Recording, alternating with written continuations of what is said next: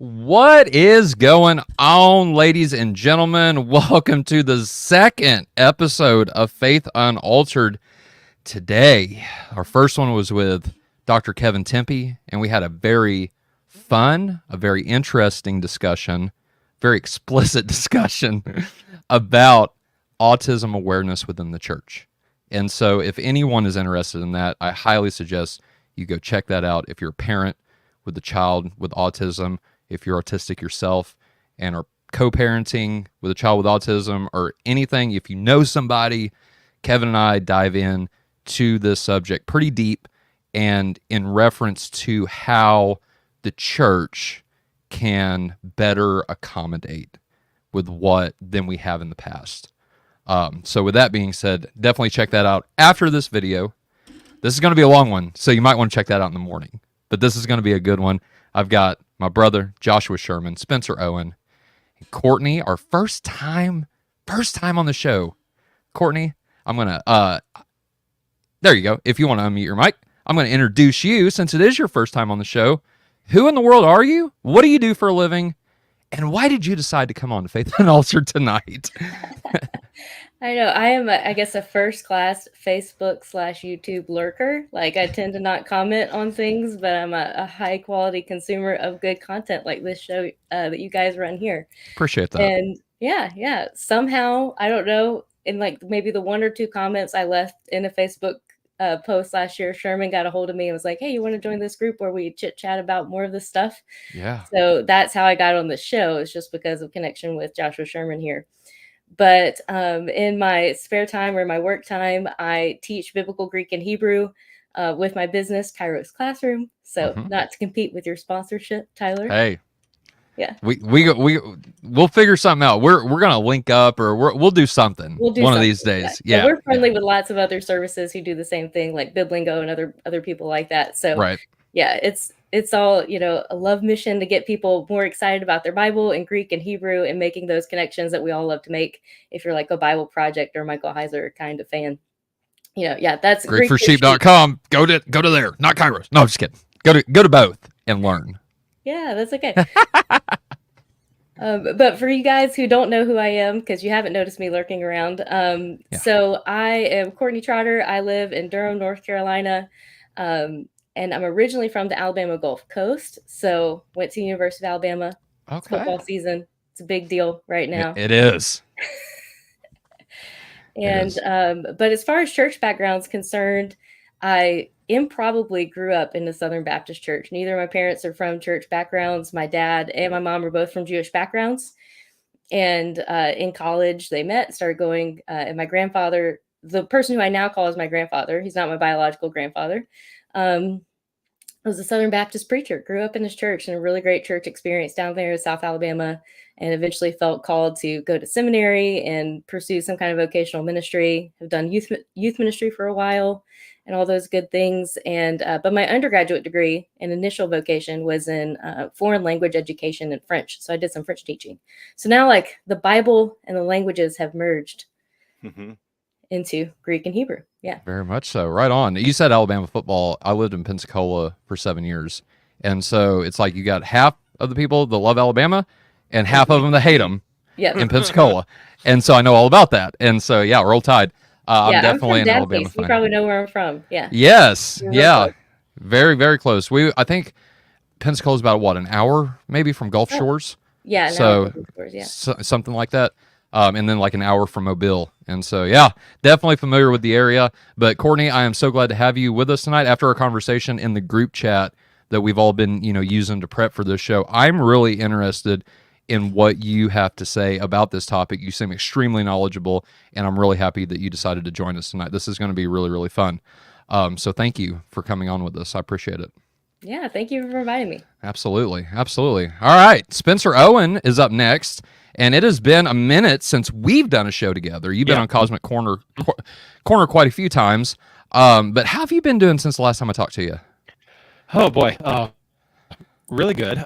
You might notice from my little subtitle there, I started up a podcast, and that has taken up a lot of the margin that I have to be able to get other things done. But it's been really, really cool because it it kind of brings together my two loves and my two interests, which is working with people who have experienced trauma.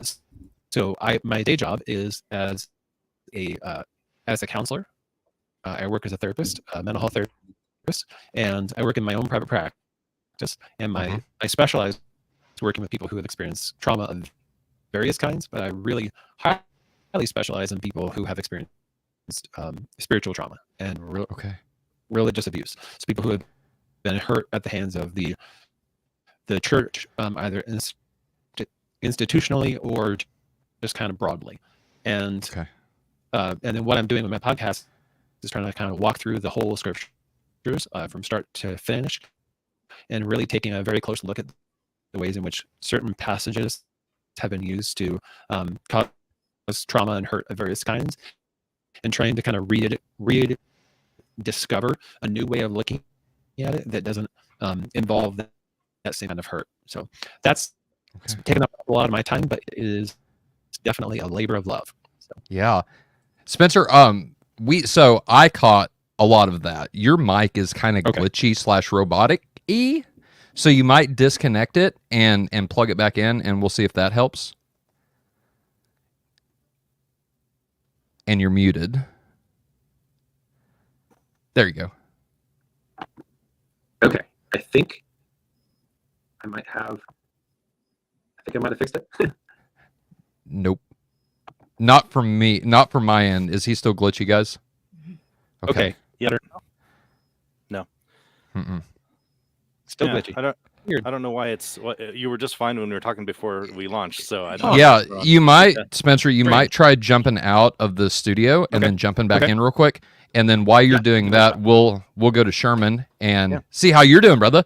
And then we'll check your audio as soon as you get back in, Spencer. Live shows, gotta love them, guys. And it's always a surprise. But Spencer, while you're fixing that, we'll go to Josh. Josh, brother, how have you been doing since the last time I talked to you?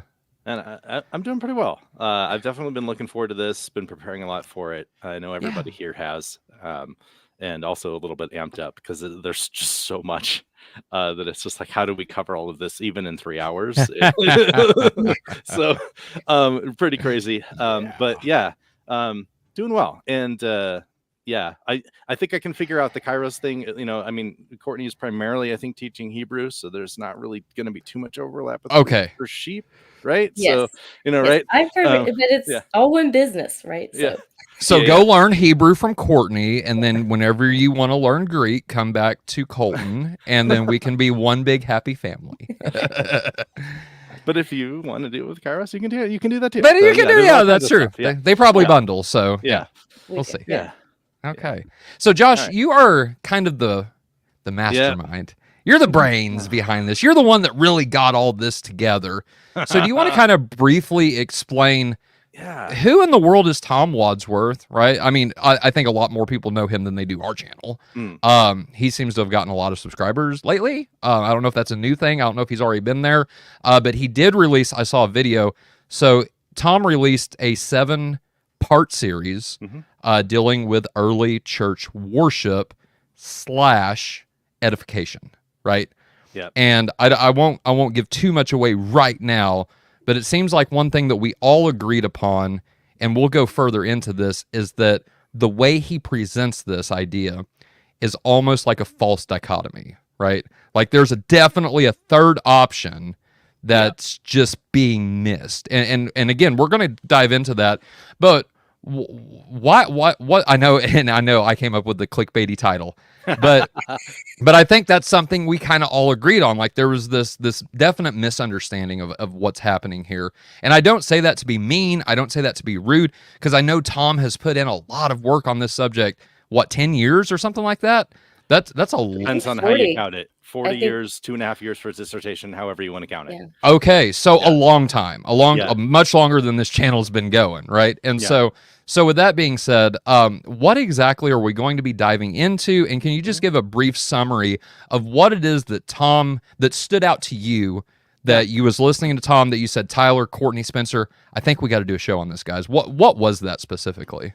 Yeah. So for me, I guess maybe the easiest way to say this is it's going to be pretty obvious as we start presenting things. We're just coming from a completely different perspective, right? So it's one thing to basically just kind of go out there and say like, I know 100% this person has a total misunderstanding about blah blah blah, right?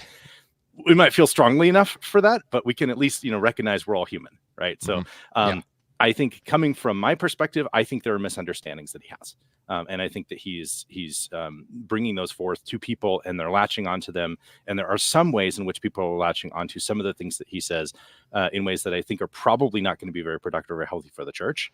So I wanted to try to put something out there to just kind of caution a little bit some of the momentum maybe this has, even though there are also parts of what he says that I agree with. Right. So one of those challenging things when, like we're talking worlds apart, and yet it's not like we're worlds apart on every single detail. Right. So I really want to be clear on that, want to be charitable in this, and want to try to stress how strongly we feel about this without it being any kind of attack or anything like that, because that's just not. Yeah. And we've seen this in the chat already, and so I'll address it now. Yes. So somebody said that why don't you get Tom to come on the show and have this discussion with you guys? And that's actually in the works. So right now he's out of the country. Obviously he can't come on tonight. And we thought that it would be a good idea, since he had the time to lay out his case in a 7-part video series. I don't know if this is going to be the only one we do. We might dive into it a little bit further on down the road, but we are definitely planning and having dialogue with Tom right now as we speak about doing that very thing, about having him on the show to engage with us. Because as I stated earlier on the episode with Kevin about autism, like this is something that I think could be fostered a little bit better within the church. And that's just, if you disagree with someone, don't automatically condemn them as a heretic, right? But actually dialogue with them, because you probably will find out that you're a lot closer than what you think and what's going on in your head. Because keep in mind, guys, we're reading all of this and we're coming to these conclusions out of the same 27 books of the New Testament, right? And then adding the Old Testament into that. Yes, I know there's some different canons, yada, yada, yada. But for the most part, this is all coming out of the same tradition, the same scriptures, and we're just coming to different conclusions. I mean, the Bible's a thick book, y'all. And so with that being said, there's going to be times whenever we put different pieces of that puzzle together a little bit differently, but it's always good to have conversations and have dialogue, charitable dialogue with people that you disagree with. And so, yes, the long answer to that, the short answer now is yes, we are planning to have Tom Wadsworth on Faith Unaltered to have this discussion with us. And so with that being said, real quick, before we dive in, I did not do this on the last episode, and I promised my sponsor that I would do this on every episode, and I totally forgot. So let me hit this at the very beginning of this episode. And is there a way to get Tess Spencer in the backstage while we do that? If I had the green room, we could, but I don't. Okay. So that's it. Yeah. Let's actually, before I go into that, let's bring him up. I totally forgot about you, Spencer. Sorry. My bad, bro. Please forgive me. Hurtful. Look at you. Oh, that's way better. Your mic is fixed, sir. Okay, good. So with that being said, if y'all are interested, and I'll do just a quick promo now and then maybe hit on a little bit later. But as Courtney and I were kind of joking about, Colton Moore, so my sponsor for this episode and for the next 6 months of episodes, is offering really big discount. So 30% discount on his website, GreekForSheep.com. If you want to learn Greek, Colton has all of the classes, no matter where you are in learning Greek. If you've never thought about learning Greek before, he's got a beginner course. If you've dabbled in it a little bit, he's got an intermediate course. If you need a refresher, he's got beginner and intermediate. He's also got Biblical Exegesis, which is the class that I'm taking, where you go through the book of Romans and actually practice Bible arcing. A lot of people have not heard about Bible arcing. I did not hear about Bible arcing until I started talking with Colton and speaking with him about participating in this class. And he said, it's fantastic. And just, I want to make a video later. I don't have time to do it now, obviously, but I want to make a video and show exactly like what Bible arcing is for these promos so people know what I'm talking about. If you don't know what I'm talking about, Colton is actually offering a free class, Bible arcing the book of James, in both Greek and English. And so if you don't know Greek but want to know what in the world Bible arcing is, in short terms, Bible arcing is visually laying out and showing the flow of thought that an author has. And so with the verses, you can arc them out and break them down to show different arguments, to show how different things represent each other, what the relationship, the grammatical relationships are within the structure, within the flow of thought that either the Apostle John or St. Paul has, or whoever. And the cool thing about this and Bible arcing is you can use this concept with more than just the Bible. So if you're reading a Harry Potter book, or if you're reading something else that has nothing to do with Christianity, you can still arc these things. And so it applies. I think Colton just arced the Constitution because they did an episode about that. And so just to get kind of the flow of the thought of everything, it's a beautiful visualization, and Bible Arc does a really good job. So if you want to see that, go to Colton's YouTube channel, Greek for Sheep, and also visit Colton's website, greekforsheep.com. If you decide you want to learn Greek, beginner, intermediate, biblical exegesis, or advanced exegesis, which I think you go through the book of Luke and or Hebrews, that's his advanced exegesis class. If you want to take any of those classes right now, he's offering a 30% discount. Enter Faith25 at the whenever you shop and you go to the checkout screen. Excuse me. Enter discount code Faith25, and you will get 30% off a class, which would be right at, I think, $420 for an entire semester. Y'all can't beat that. That's super, super cheap, in my opinion. And yeah, see what you like about it. Visit greekforsheep.com. And if it sounds interesting to you, contact Colton, and you can definitely get registered. The next classes for everything begin January. The deadline to sign up is January the 1st, and the classes start January 13th. And so greekforsheep.com, discount code Faith25, get 30% off. All right, y'all. So let's dive into this. Josh, yeah. I'm going to hand it over to you, brother. Yeah. Where do you want to take us? How do we want to start this conversation off? Well, first of all, I just have to comment. I think Courtney has the best co-opetition for the kingdom face going on right now. So the best what? Co-opetition for the kingdom. So, she's like, how much is it? Okay, then what's our competition like? Oh, okay. You know, oh yeah, good. People are going to learn it either way. Okay, you know, like all of that's going on in her head at the same time. Yep. So, exactly. So I guess really, I mean, for me, I encountered this. I actually don't remember which Facebook group it was in, but someone posted one of Dr. Tom Wadsworth's videos, and I was like, oh, this is interesting. Let's check this out. Listen to it. Had about 7,000 mind explosions in one episode of 60 minutes, and then started kind of looking around and seeing it happening more, where other people were posting other things that he'd done, and then said maybe we should do something to respond to this, because there are things that I just disagree with, and obviously, I mean, I've made it pretty clear here. I'm coming at this from an Eastern Orthodox perspective now. I grew up, Calvary Chapel, non-denominational, all those kinds of things, so understand all that, very well. This is not going to be necessarily a case for all the way to Eastern Orthodox liturgy tonight. There may be a few things that tie into that, but for the most part, what I wanted to do was really look at understanding Scripture and why we look at things differently, and an overarching picture of how the Old and New Testament connect, and how we understand worship with all of those things in ways that I think presents an alternative perspective that I think will be helpful for people to have, and then bring with them as they're encountering things like Dr. Wadsworth's work, and really then evaluating what they're hearing, and coming to a position where they feel like they're really well informed on the topic, and not just hearing from one side or the other. Right. Yeah. Real quick, let me ask you this. So we are both, and for those who watch Faith Unaltered, right, they know both of us are coming at this from an Eastern Orthodox perspective, right? Now, here's my question, right?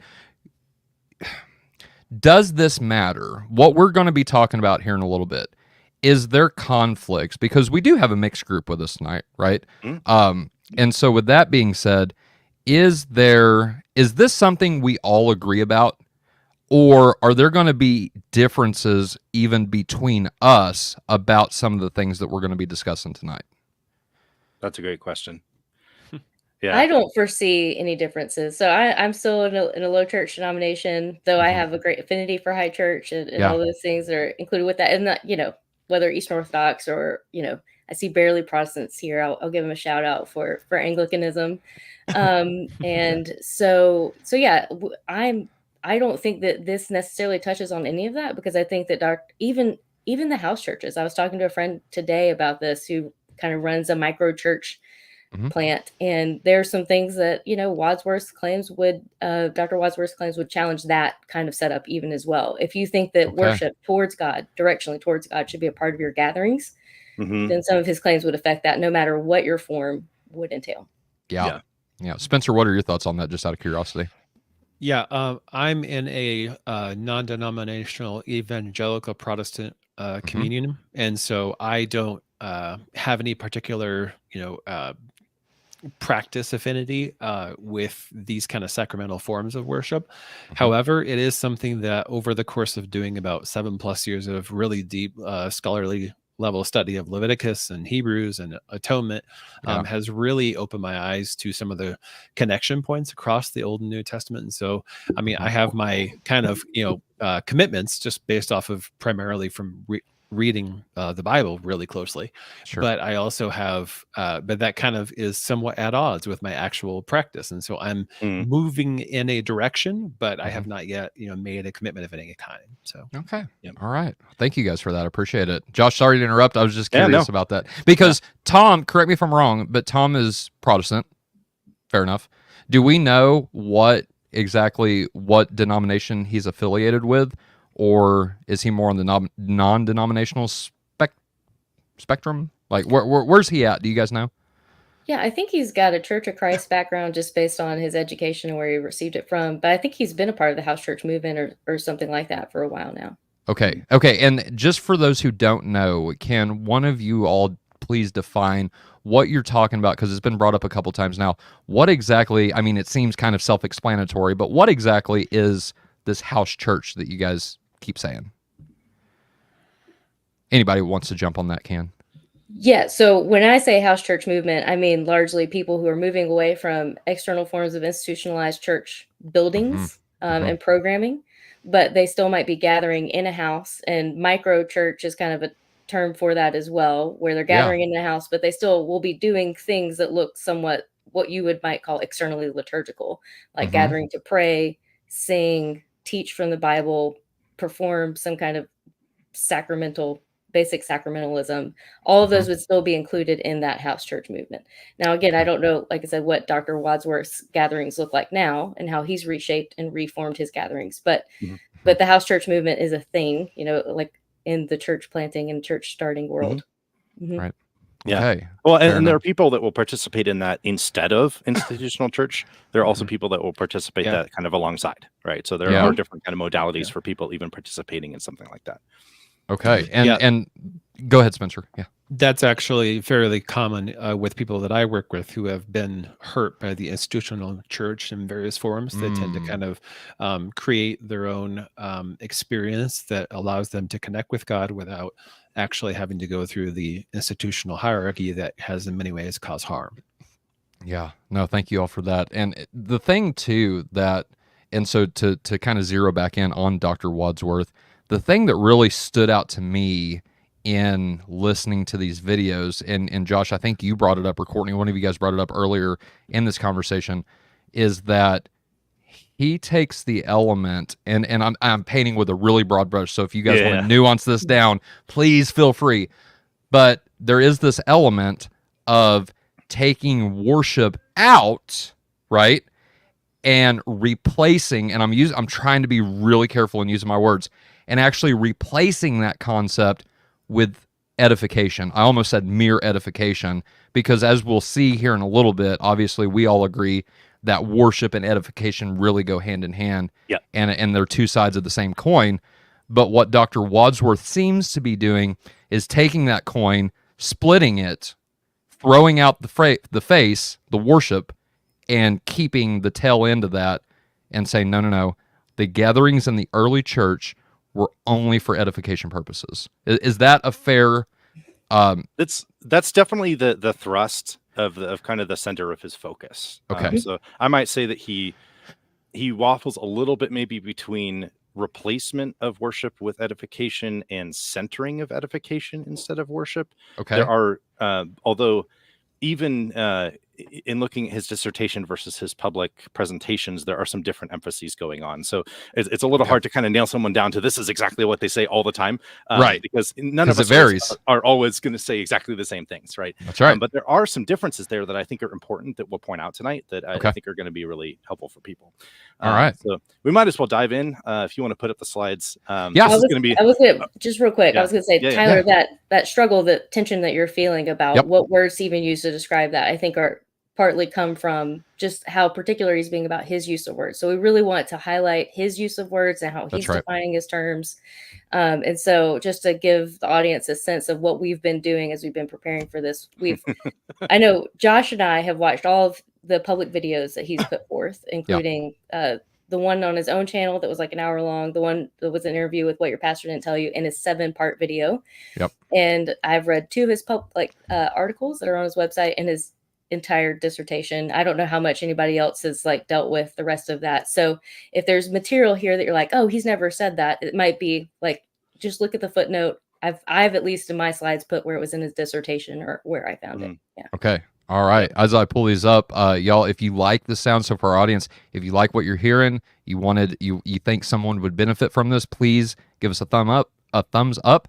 Like this video if you're watching on Facebook, and also share this content with someone you may know that's maybe a part of this idea of separating. And again, I'm trying to be fair here, but this idea of house churches kind of throwing out worship, edification. If this all kind of sounds familiar to you, what we're saying, somebody that's in this movement, you've talked about this with somebody, please share this video with them, and also give us a comment. Let us know how we're doing. Are we right? Are we wrong? What do you think about this subject specifically as we dive in? I'd love to hear from our audience as well. And if you have any questions, if you're watching live with us right now, if you have any questions, please feel free to put them in the live chat. We will attempt to get to all of them. If you do find it in your heart to financially support our ministry and what we're doing, if you send us a super chat by clicking the $sign at the bottom of your screen and following the on-screen instructions from there, just click super chat, follow the on-screen instructions. If you do that, then we will definitely answer your question before I have to go, for sure. And so with that being said, let me add these slides. Yeah. And here we go. Now, real quick, Josh, would you rather me put the slides up in a solo layout to where we're all off the screen, or do you want to keep us on the side like we are now? I kind of like having, I like how we are. Okay. I think that's good. Yeah. All right. Just let me know whenever you're ready to change over, and the floor is yours, my friend. All right. So I guess maybe the first thing to notice as we get into this, asking kind of who we are and why are we commenting on this? Right. Why are 4 people that don't have PhDs commenting on the work of someone that does have a PhD? Right. There are often pushbacks on people that are not scholars interacting with scholarly work. And I just want to recognize that some of that pushback is valid. Right. There are times when people try to interact with scholarly work where they're just not well versed enough in the field to actually be able to address the topic at hand, or the scholarship at hand.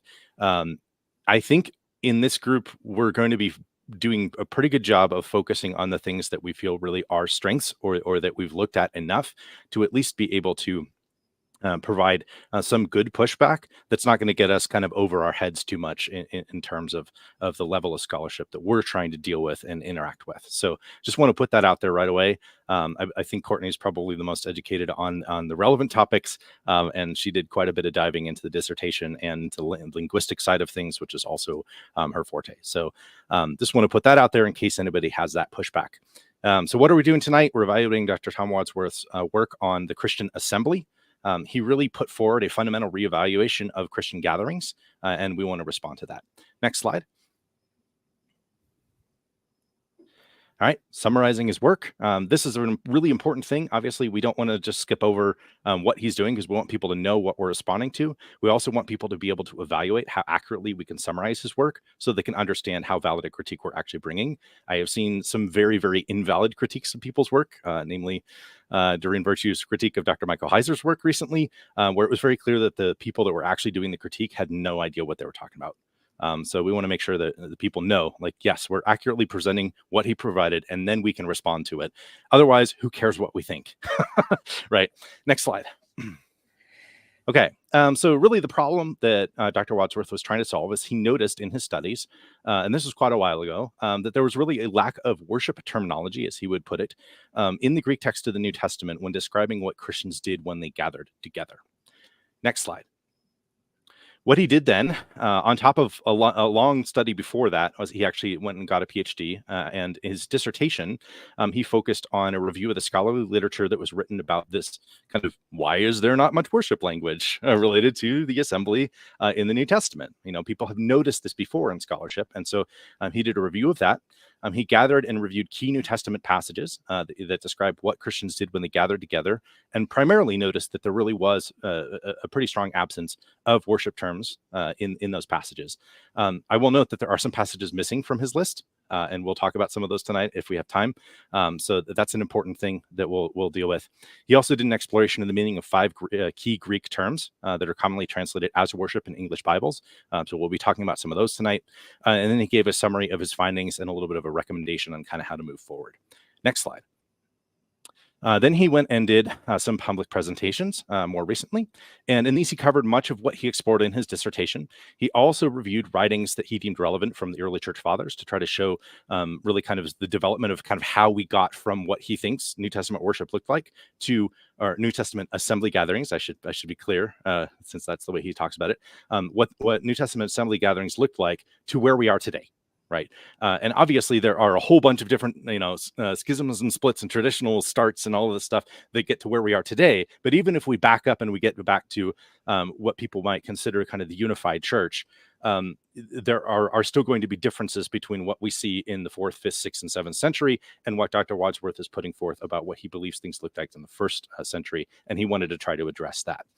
And then, of course, he drew some conclusions about what this should mean for us now. I will note, though, in his conclusions, he's not trying to come across as saying we absolutely have to do this. He's definitely kind of putting forth these as suggestions. I think maybe he recognizes, he's not like the head of any denomination that's going to say we're going to do this now or anything like that. And so, on the one hand, that's something to kind of applaud, and on the other hand, I'm kind of like, if you think this is the biblical path, then maybe push for it harder, right? Right, so there's a little not? bit of tension there about how to approach that. Yeah. Next slide. So key findings from his work. I would say a key claim for him is that the early church did not perceive of their gatherings as worship services. And he means that in both ways. So they did not perceive of them primarily as worship, and they did not perceive of them as services where there's kind of a set order of things. Most of the focus is up front, etc. They were more gatherings that were horizontal in nature. So the focus for him is on edification, building up, strengthening the members of the body to then be out in the world and to proclaim the gospel and to be disciples, right? So that for him is kind of this line that he starts to draw there. And he actually puts forward a graphic. I kind of borrowed this from that just to kind of be able to show that how clearly he separates those things. That on the left-hand side, he says that the Bible focuses on edification, on one another, on horizontal connections, and on the body of Christ. And where we focus primarily in modern church on worship, on the minister, on vertical interactions, worshiping God, and then on the building itself, because the building facilitates that kind of focus for worship up front. Right. So he's drawing a pretty strong distinction there. And there are some places where he doesn't draw it quite as strongly, which we'll talk about. But just that framework alone should get people going, wow, we're in for a ride here. This is going to be different from what I've heard, and it's probably going to challenge some of the things that I've held. And I'm going to want to be able to evaluate those challenges in a meaningful way, which is part of why we're doing this presentation tonight. Next slide. Other key claims for him. He says that Christians did not meet in sacred spaces, but in homes, understanding that they were themselves sacred space, the body of Christ, and the temple of God. I would push back on that a bit and just say, I don't think we need to have an either or. So we can talk about that a little more as we go. He also talks about the fact that he doesn't believe that there was much music in the early church. And he points to really doubting that they had liturgy in any kind of formal sense in terms of we do this and then we do that, or in terms of we do prayer and we do hymns and we do these other things together. And And he also really pushes back on the idea that they had preaching or sermons as we understand them today. He looks at the way that Paul deals with things in 1 Corinthians 14 around orderly worship as more of a sense of, everybody's bringing a piece, and maybe there's a few people speaking and they're shorter speeches, and then, kind of in and out in an hour. I don't know. Right. That's kind of the vibe that you get from looking at what he put forward. Mm-hmm. Judge, can I ask a clarifying question real quick? I don't want to interrupt your flow because Absolutely. You're doing great. So 2 things. Whenever he says there wasn't much music, is he talking about like instruments or a cappella singing or what? Both. Yeah. Okay. Interesting. Yeah. And then liturgy. Do you know, and I'm sure we're going to get into this here in a little bit, but can you just briefly describe, or Courtney, if you want to, whoever, what does he mean exactly by liturgy? I would just say an order of worship. Okay. To where you have kind of a set, we're going to maybe do a reading from the scriptures, we're going to do a hymn, and any kind of order that really sets things in place where you do things on a regular basis and you progress through that order on a pretty standard way on a given gathering. Also that would include some kind of what would be technically called like ad orientem, like where you're oriented toward a direction for the purpose of those activities. Yes. So like praying to the east, for example. Okay. Finish. Go ahead. Or being forward when you're praying instead of being facing each other. Those kinds of differences are things that he points to as well. Yeah. For those who don't know, in the Orthodox Church, there are set times whenever the priest will actually, and I think in a typica, this is the way the deacon does it as well, if I'm not mistaken, but definitely the priest will face us when he's doing something specific and will turn around. And that might not seem, for like a first time, somebody that's inquiring about orthodoxy, that might not seem to be too much. Like, okay, it's just kind of random. No, there is a reason why he's facing us at certain points and facing away from us at certain points as well. We might get into that a little bit later, but that's kind of the stuff you guys are describing. Am I right? Yeah. None of that. Okay. Or even a like Southern Baptist church having their sanctuary directed towards a cross. Like, yeah. Mm-hmm. Okay, so would another term then synonymous to that, to what you all are describing? So he's against kind of anything ritualistic. Would that be fair? Okay. Cosmic geography. Fair enough. Yeah. None of that. Okay. All right. Sorry to interrupt. I just I said, I wanted to clarify for myself and for our audience. So yeah. Yeah, I know. If you're wondering how deep the reset button goes, it goes all the way down. All the way. In his work. Yeah. Okay. All right, next slide. Yep. I don't know why this one got a little messed up, but essentially other things that he claims, and this is when he's talking a little bit more about church history later on in his presentation, basically saying, how did we get to where we are today? For him, the Lord's Supper was not really seen as a sacrifice. There was not the idea that the table was an altar. Ministers were not understood as priests, and church buildings were not understood as temples in the first century. These were informal house church gatherings of believers, and the Lord's Supper did not become a sacrifice in the minds of some people even until around the 100s is his claim. And then he sees a pretty clear progression from that to the table begins to be seen as an altar in the 200s. Ministers began to be seen as priests around 250, and church buildings began to be seen as temples in the 300s. And then that was kind of an explosion from there as we see Constantine legalizing and then actually establishing Christianity as kind of the official religion of the state, and then building a bunch of temples and all those kinds of things, right? So sure. Yeah, I mean, very much, a sense of, if we want to go back to the beginning, we have to go back to the New Testament. We have to kind of undo a lot of the things that have happened in church history. And there was very much a progression here, and that's how we got to where we are today. And some of the stuff we're going to talk about is directly going to challenge this narrative, as well as a number of the other points of his research. So instead of the church got doctrine wrong, as some groups say, the church really progressed and went off the track of practice now with Tom. So instead of saying doctrine developed over time, what Tom would say is practice developed over time. And I don't think he would say either or. I think he would say both happened. But his focus is primarily on the gathering, on the practice. And the practice. Yeah. Yes. All right. Real quick too, Troy, thank you so much. And I do not know. Please help me out, guys. I felt bad introducing Troy the other day. How do you pronounce his last name? Is it Yurchak? Yurchak. Like your check. Your check. Okay. Your check. Okay. Yep. Your check. He should be a banker. No. But Troy, thank you corny little joke. I apologize. Troy, thank you for so much for becoming a member. That's fascinating. I appreciate it, brother. All right, next slide. Yep. Let's do it. So last part about what he was recommending, he also had a section on what should we do. He was saying we should change the terms that we use to talk about things. So we might want to talk about the assembly or the gathering instead of worship. We might talk about that instead of a service that we have, right? He was recommending that we should make edification the purpose of going to church. And you notice here, it's not like the main purpose, but the purpose, right? And this is, I was taking kind of directly from his closing slide. So trying to be as accurate as possible. If I missed something, I'm sorry, but hopefully it's very clear. With music, he was saying, really, we should have less kind of a concert. It should be less music, more content in the music. Speakers, he was saying we should have more speakers and shorter speeches, aiming for dialogue and interchange more. We should break big groups into small groups. We should arrange the room for maximum edification. So that's the idea, more of facing each other than facing a particular direction. We should incorporate a meal, and we should make love an assembly mandate. I think we could probably all say that at least the last one we're all in agreement with, right? And there are some other things here that I think would be really helpful. And that we even see practice in some churches. So breaking big groups into small. Some churches do incorporate a meal or at least coffee or some, coffee cake and stuff. So there are things that a lot of churches are doing that would fit into these recommendations. But you can also see a number of places where a lot of churches are not doing most of these or all of these. And he, is definitely advocating for people to really take seriously that if we want our gatherings to look more like what they were in the New Testament, we should be doing these things because he thinks that these follow from what he studied.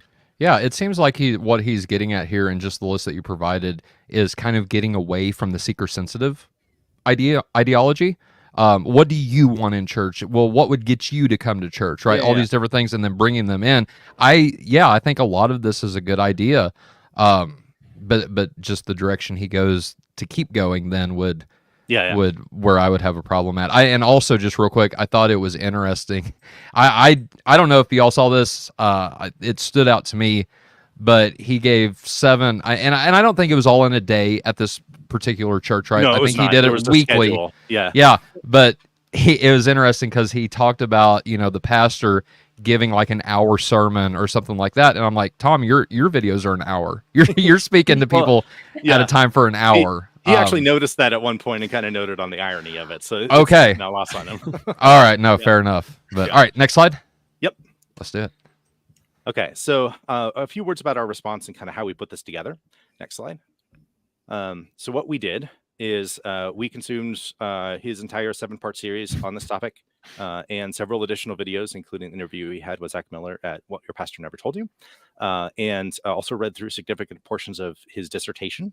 I think Courtney is the only one that actually finished it, but at least for my purposes, I was able to read enough to capture what I needed for the things that I was preparing. So, next. Then what we were looking to do is comparing and contrast our own understanding of biblical theology with the way that he is constructing theology and the implications of that, adding relevant biblical data and context to what we think he actually missed in his look at things, evaluating his review of 5 key biblical terms related to worship, reviewing key quotations from primary sources for accuracy and consistency, and then assembling an alternative viewpoint of the data to enable comparison and contrast. So what we're hoping is at the end of this, you can come away with a really clear picture of what we think about how the church and the Old Testament and the New Testament, all of that relate to each other, and a clear picture of at least an overview from what we just provided of what he thinks. And then be able to really kind of dig in and say, okay, like, where am I with this? And when you hear a claim from somebody, then being able to say, I heard this from over here. Now I need to dig into this more, right? Because if we don't do that, if we just listen to the first voice we hear, we're not actually following scripture, because Proverbs talks about following the first voice you hear. Right. Yep. All right. General responses and concerns. So let's dive into it. Courtney, do you want to talk to this one? Yeah. So as we were kind of consuming his content and realized, obviously with the dissertation, we could spend hours responding to every single major section of his dissertation. So we wanted to really hone in on just a few things to make it really clear for people who'd seen his longer video, and to have something to compare and contrast with, so that, again, we really want to give people the ability to test our views even, and to come away and see what scholars were quoting and reading and stuff like that too. So we want to just come at these three main terms that he's honed in on. So one, what is the gathering or assembly? Because he's challenging that language of even church and what church means. So what does that word in Greek mean, ecclesia? The activities that are included in that gathering. And so he's honed in on the word proskuneo, which is the verb, or the noun form proskinesis, which he's saying is to bow down or prostrate. And latreuo, which he is often translated as worship, but it can also be translated to serve. And he's saying it means to offer sacrifice to deity. And by sacrifice, he specifically means an animal sacrifice of some sort. And so Spencer will speak to that. And so, our main questions will be, can these terms, ecclesia, proskuneo, and latreuo, be limited to these particular actions, or are they sometimes indicative of larger parts of a whole, right? And so then we'll also talk about that distinction we've already mentioned between worship that is toward God and edification, which is toward others. And can those things be separated? Should they be separated? Or is there a way to see them as both working together? And then we'll kind of start this discussion with what is the role of both continuity and discontinuity as we're moving from the Old Testament to the New Testament? What can be carried over? Where should we draw connections between both Jesus's and Paul's teaching in the later epistles and Revelation with what happened before? And, my cards are on the table. I'm really big into a biblical theological reading of the text. My cards lay more on continuity than discontinuity. So I don't want, yeah. So I don't want Dr. Wadsworth to just dismiss us and say, oh, they'll never get my position, because I've, engaged and been taught by people who are dispensationalists or different backgrounds that see more discontinuity there. Right. And so, but I think that some of these arguments that we're making, even people who tend to lean towards discontinuity will still see that there's some continuity that can still be had, right? Mm-hmm. So yeah, those are some of the places that we're going to address tonight. So yeah. Okay, awesome. So I think primarily what I would say is that we have kind of two categories of things that we feel like maybe we could say that we're reacting to. So one of them is looking at methodology. So there are some things that we really think are missing data. There are some times when we really do think that there are times when he's employing the word concept fallacy more than perhaps he even recognizes. Also looking at ways that he might be misreading or misquoting certain key sources. So we do have some receipts on that we can show and at least question kind of the way he's presenting some of the people he quotes. And then because of that, when you do that, sometimes what you can end up doing, and we all do this to some extent, right? But it's a question of like of how much are you doing this, right? Is trying to make the data fit into a trend line when it's maybe not as clean as what you'd like to present. So what are you leaving off in order to do that? And so we're going to talk about specifically some of those things tonight. And then we also have, I think, some real questions about worldview. I'll talk a little bit about kind of the differences here, but it seems like he's largely kind of coming from a supersessionist viewpoint while affirming some transformative points of view or points of data. And that leads to a sense of kind of borrowing from a view that he kind of doesn't hold. And so it's just an interesting tension to sit on the line between those two things. And I want to kind of just point out some of those points of tension to see if maybe we can clarify those further in conversation with him to kind of see where he really sits. And because of that, those two things, we really do think that he got to some questionable conclusions and implications. And so we want to call some of that out as well tonight. So next slide. So talking about that, continuity, supersession, discontinuity, transformation, right? What are these things? Really, it's just kind of answering the question of the relationship between the Old and the New Covenants, Old and the New Testament, right? So on the one side, you tend to have people that think in terms of total discontinuity. So we might talk about supersession or the end of the law, meaning nothing in the Torah is really relevant to me anymore. And there are people that are very, very, very much in that camp where they will slice things up. And it's like only this part is relevant to me in Scripture, right? On the other end, of course, you have people that will see total continuity between the testaments and the covenants. And so they'll look at things where Gentiles should be keeping kosher, keeping Torah, basically living as if they are part of the covenant that God had with Israel at Sinai. And then also the way that they kind of tend to see Jesus tends to be Jesus is fitting into Torah basically the way that a Jewish man would, and there's nothing more to that story or nothing transformative to that story. And then in the middle, and this is a massive camp, right? So people, there are many very different views within this, and people can be very close to discontinuity on the one end or very close to continuity on the other.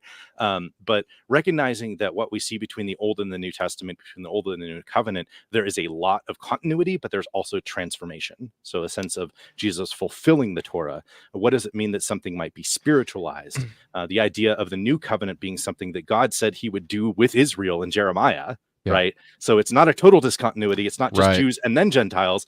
It's God doing something new with Israel. And so there's continuity, but it's also new with Israel. Right. Yeah. So both of those things have to be there.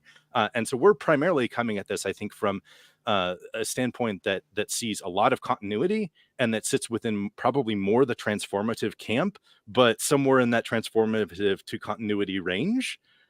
And we're talking with someone or, talking about the views of someone that is sitting more on the total discontinuity transformative side of things. There's a large gap between the two. And I think too, just to add to what you said, Josh, like there, and this has been my experience with people that do this with different doctrines. You got the Calvinism, Arminianism debate, right? And it comes from a place of emphasizing Scripture over Scripture. And I think what's really awesome about this group and what I've seen in the chat so far is that we're taking, first of all, Scripture and the church fathers and different aspects of the tradition. But the main key point that separates us from these other conversations, and this is exactly why we want to have Tom on, is so that we don't do that. We don't emphasize one Scripture over the other and get to this completely other end of the spectrum, right? And we're not trying to say Tom's doing that either, right? But it just seems like, from my experience, if you go to one side or the other of the spectrum and not land in the middle, that tends to be what people do. Would you guys agree or disagree with that? Yeah, fair enough. Okay. Yeah, and sometimes so people will draw a spectrum so they can be the one in the middle because they see a rhetorical advantage to that, right? But this is very much clearly like, no. Like there's this end, and then there has to be a middle somewhere, and we are talking about a middle that actually exists and not just positing a middle to be to our rhetorical advantage. Right. Well, and I say that because going through the book of Romans in Colton's class, and Courtney, I know you can attest to this too. In chapter 2, you've got him saying, those who do the law will be justified, but in the very next chapter, what's he say? Justification's by faith, not by works, right? Not by works of the law. And it's like, well, wait a minute, Paul, what are you doing? And so there's definitely a fine balance, I think, between the concept that we're talking about now with worship, if there's something like that just in the first 3 chapters of Romans, right? So I get it. What I'm trying to say is I get it, right? And we're just trying to show, look, that's not the only perspective here. So, all right. Yeah, and like Josh was saying, sometimes people will have that middle category, but that middle category is super broad. Like you have progressive dispensationalists, covenantal theologians, you have biblical studies people like the Bible Project. Like it is super broad as to how people are seeing some type of fulfillment, or even the Paul within Judaism, Jesus within Judaism camp. Like these are just like really broad categories. So it's not just like you're saying you have to agree with us. There's a lot of room to explore here and how you're going to do that. Transformational category. But another thing that I just want to mention is like we're also not presuming univocality. And by that, I mean that like the Bible is always going to talk the same way about the same thing at all points in time. Like there are times in Deuteronomy, for instance, where it's like God does not live in a temple built by human hands. Like he doesn't live in these things. But yet we know that he also gave Moses the tabernacle, right? Like so that there is this tension that the Bible is playing out even in the Old Testament with these concepts. And it's that tension that is trying to like both broaden, the theology of the Israelites and also teach them things about God, but then allow them ways that they can encounter God as well. So we're not presuming univocality, but so sometimes people might think, oh, we need the Bible to say all the same thing if we're trying to see continuity. We don't need that, but we are finding other ways to kind of explain those places that seem to be outliers. So hopefully you'll see that today. Right. Yep.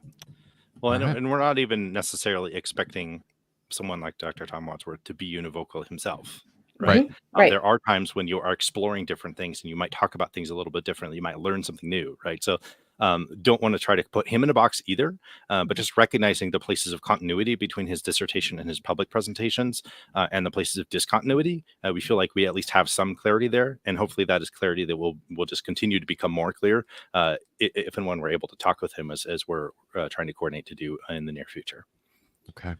Just real quick too, in the chat. So Alicia's saying, and this is just on the technical side, Alicia's saying our faces are blurry. I'm seeing a crisp image. Can you all let me know in the chat that if I need to adjust something picture-wise, maybe, or if maybe it's just Alicia's connection?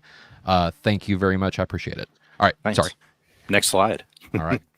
And I'll hand it off. Yeah, so first we want to start with this term ecclesia or assembly that he continues to use, because he's making the contention that it's not connected to the New Testament church or what you think church is, because we have that idea that church is a building, and then that building also contains within it the activities that we normally associate with church or worship, right? And so he explores some possible options for the Christian gathering and its activities. So, and like where those activities originate from. So is the Christian gathering more similar to something like a Jewish synagogue, which synagogues would have formed during the Second Temple period as the Jews had been, in exile and in the diaspora. They established these communities so they can begin to gather together, even though they're far from the temple. And so would the activities that the Christian gatherings are doing, do they look like the synagogue, or do they look like temple worship or temple practices? I'm sorry, you guys, I'm trying not to use the worship term. Do they look like do they look like temple practices? Well, he would use it for temple. I know, right? Yeah. Yes. So he would use it for temple. You're right. Where you're offering sacrifices and where you're bowing down, prostrating yourself before God. Do they look like Greco-Roman associations, or what would be called collegia, which is this term ecclesia gets used for that. And they can be, these gatherings can be occupational, like, you're all stonemasons and you gather together to meet as stonemasons, or they're cultic, where they're related to your religion, or they're household based. And so is it more similar to that, or is it more similar to the Greco-Roman banquet tradition, where there's a banquet where there's food, and a symposium, which would include some order of how that banquet should proceed, and speeches and plays and different things. That's what the symposium would be like.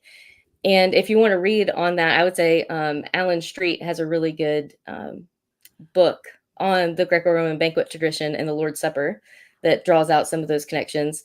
And so the first two, synagogue and temple, would have obvious religious connotations, and the last two would be kind of secular, what we would term today secular, although that divide is not still as probably neat. Sacrifices and everything else just to pagan gods, and right. That especially the banquet. Cultic emperor worship. Mm-hmm. Yeah, for sure. So that divide's not as neat, but that's kind of how he breaks them down. And then his summary is this. So he explores all four of those options, and he gives a couple of minor ones, but those four get the main attention. And he summarizes it as this: whatever origins might be proposed, it is difficult, if not impossible, to identify a certain source that gave birth to the Christian gathering, since the New Testament itself never speaks of a model assembly upon which the church gathering was based. Scholars are left to speculation. The possibility exists that there is no origin. The fresh wineskins of the gospel should prompt at least the possibility that Christianity required no model. That's just stunning to me, honestly. Mm-hmm. Like, I don't know what to do with that. So I'm just going to leave that there. Yeah. That it would just kind of like spring out of a hole in the ground, which I know is not exactly where he's coming from with it, but it raises the question of like, when the New Testament authors use that kind of language, what is their reference point if it's not something that already exists in the minds of the hearers? Yes. So let me ask you guys real quick then, because I might, and so I'm going to kind of play layman on this. Y'all are doing great, by the way, and I'm just going to sit back and chill and ask questions and learn, because as my godfather Bo Branson said, whenever you're in a room full of people smarter than you, just listen. So that's what I'm going to do, and ask questions. So let me ask you guys this. So the fresh wineskin quote, that's what jumps out to me. And given that we just talked about continuity versus discontinuity, and please correct me if I'm wrong here, but is he saying, or it seems to be, that the old wineskins was Judaism and the fresh wineskins is Christianity, and that's why there's no source. Like, there is no overlap between Judaism and apostleship Christianity. Because the reason I say that is because, keep in mind, on the day of Pentecost, yes, there were Gentiles around, but these are primarily Jewish people. Yep. So I don't know that he would say that there's always 100% disconnection, but his view definitely looks so much at transformation of things and so much at disconnection as being something that's possible or that's, maybe even primary, that there's definitely a lot less connection than I think we should be seeing.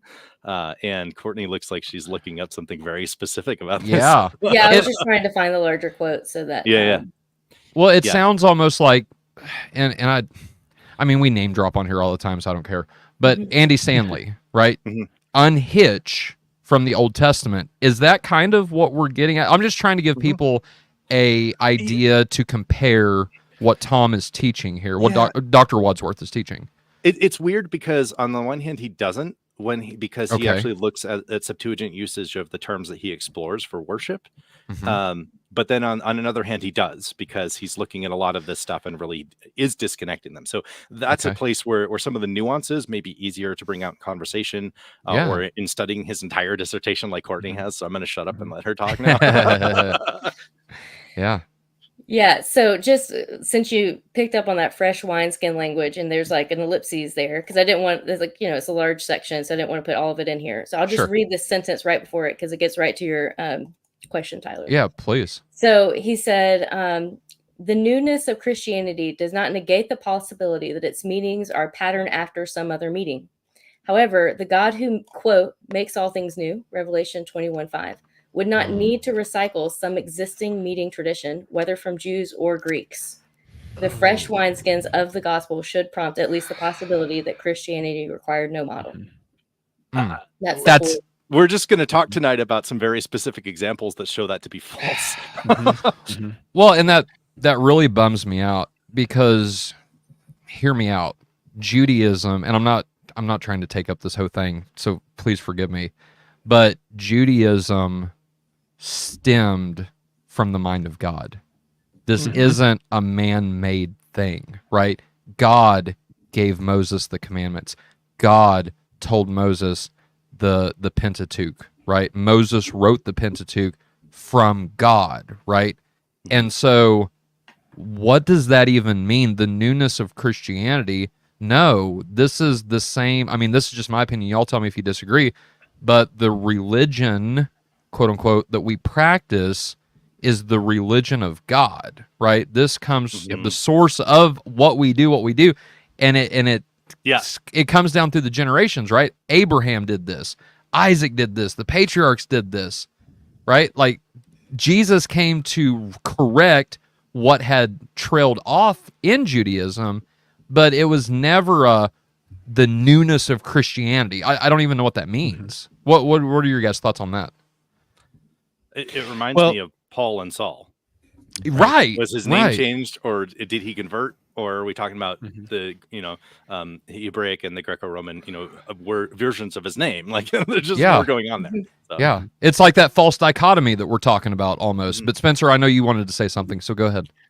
Well, I was just going to say it really was difficult for me to read that portion, because I know that there were a couple of other times where he used the language of like nullified in his dissertation, and it makes me wonder like how he sees the Jewishness of Jesus, because Jesus was the Messiah of Israel. He wasn't just like a generic Messiah. And so one of the questions I would want to ask him is, when Jesus says things like, the law and the prophets will not pass away, that not one iota will be abolished, what exactly that means. And when Jesus says things like go, like when he cleanses the lepers and he says go to the temple and offer sacrifices, like what that means, I just have so many questions that raises.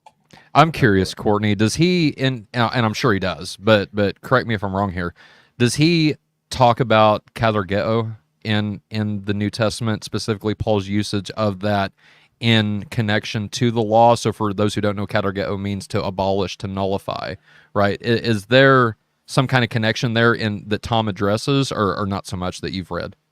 No, he presumes the abolish or nullify. Like, I'm not saying presume meaning that like he's just to just dismiss it, like, oh, he's this presupposition that he's working from. Yep. No, he just starts with that and continues from Gotcha. that. So he doesn't try to defend that claim. He just he works from it. Yeah.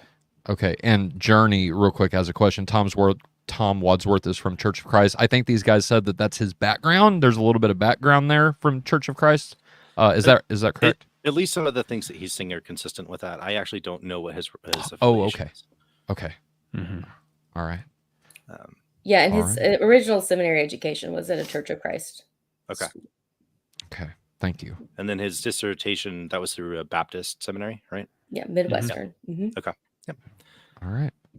So no, he doesn't talk about what that would mean. But if anybody's interested in looking at like where this continuity would go, it's in reading more about it. Again, the Paul Within Judaism School or the Jesus Within Judaism School is like really big right now. So I would say follow scholars like Paul Sloan. They're about to drop a new podcast. It's like Jesus and the Jewish Law. So look out for that this fall. Also, like Michael Patrick Barber has a really good book with Brant Petrie called Paul, a New Covenant Jew. And I'm forgetting the title right now, but there's a really provocative one called like Luke Was Not a Christian. And Interesting. Now, Yeah. Brant Petrie, he's the, correct me if I'm wrong, Catholic scholar that wrote The Jewish Roots of Mary and The Jewish Roots of the Eucharist. Is that right? And, yep. Okay. Yeah. Good books, by the way. Highly recommend. Oh, and Isaac Oliver, I should mention this one. Isaac Oliver, Torah Praxis after 70 CE. So if you just want to figure out how that corresponds to Christianity, those books would be a great place to start. Okay. Thank you. Real quick, in terms of time, I know Spencer has to go in about half an hour, 35 minutes. Mm-hmm. Yeah. Yeah. Okay. Maybe we do the next slide on the assembly just to kind of introduce the fact that we're looking at continuity, and then maybe jump into that, and then we can come back to a little the next more. two assembly slides should be faster. Okay. Yeah. Okay. So I would say that none of those four are really the ideal model for how we should understand ecclesia, although there will be lots of continuity with all four of those potential options, with both temple, synagogue, the Greco-Roman banquet, symposium. But really, the way we should understand ecclesia is the ecclesia of Israel. And that Greek word, ecclesia, is used as the Septuagint translation for the Hebrew word kahal, all throughout the Septuagint. And this is also another, even though he explores Septuagint translations of the Hebrew terms throughout the rest of his dissertation, he does not with this term ecclesia. So, which is mind-blowing to me. Mm-hmm. Yeah. I don't understand that at all.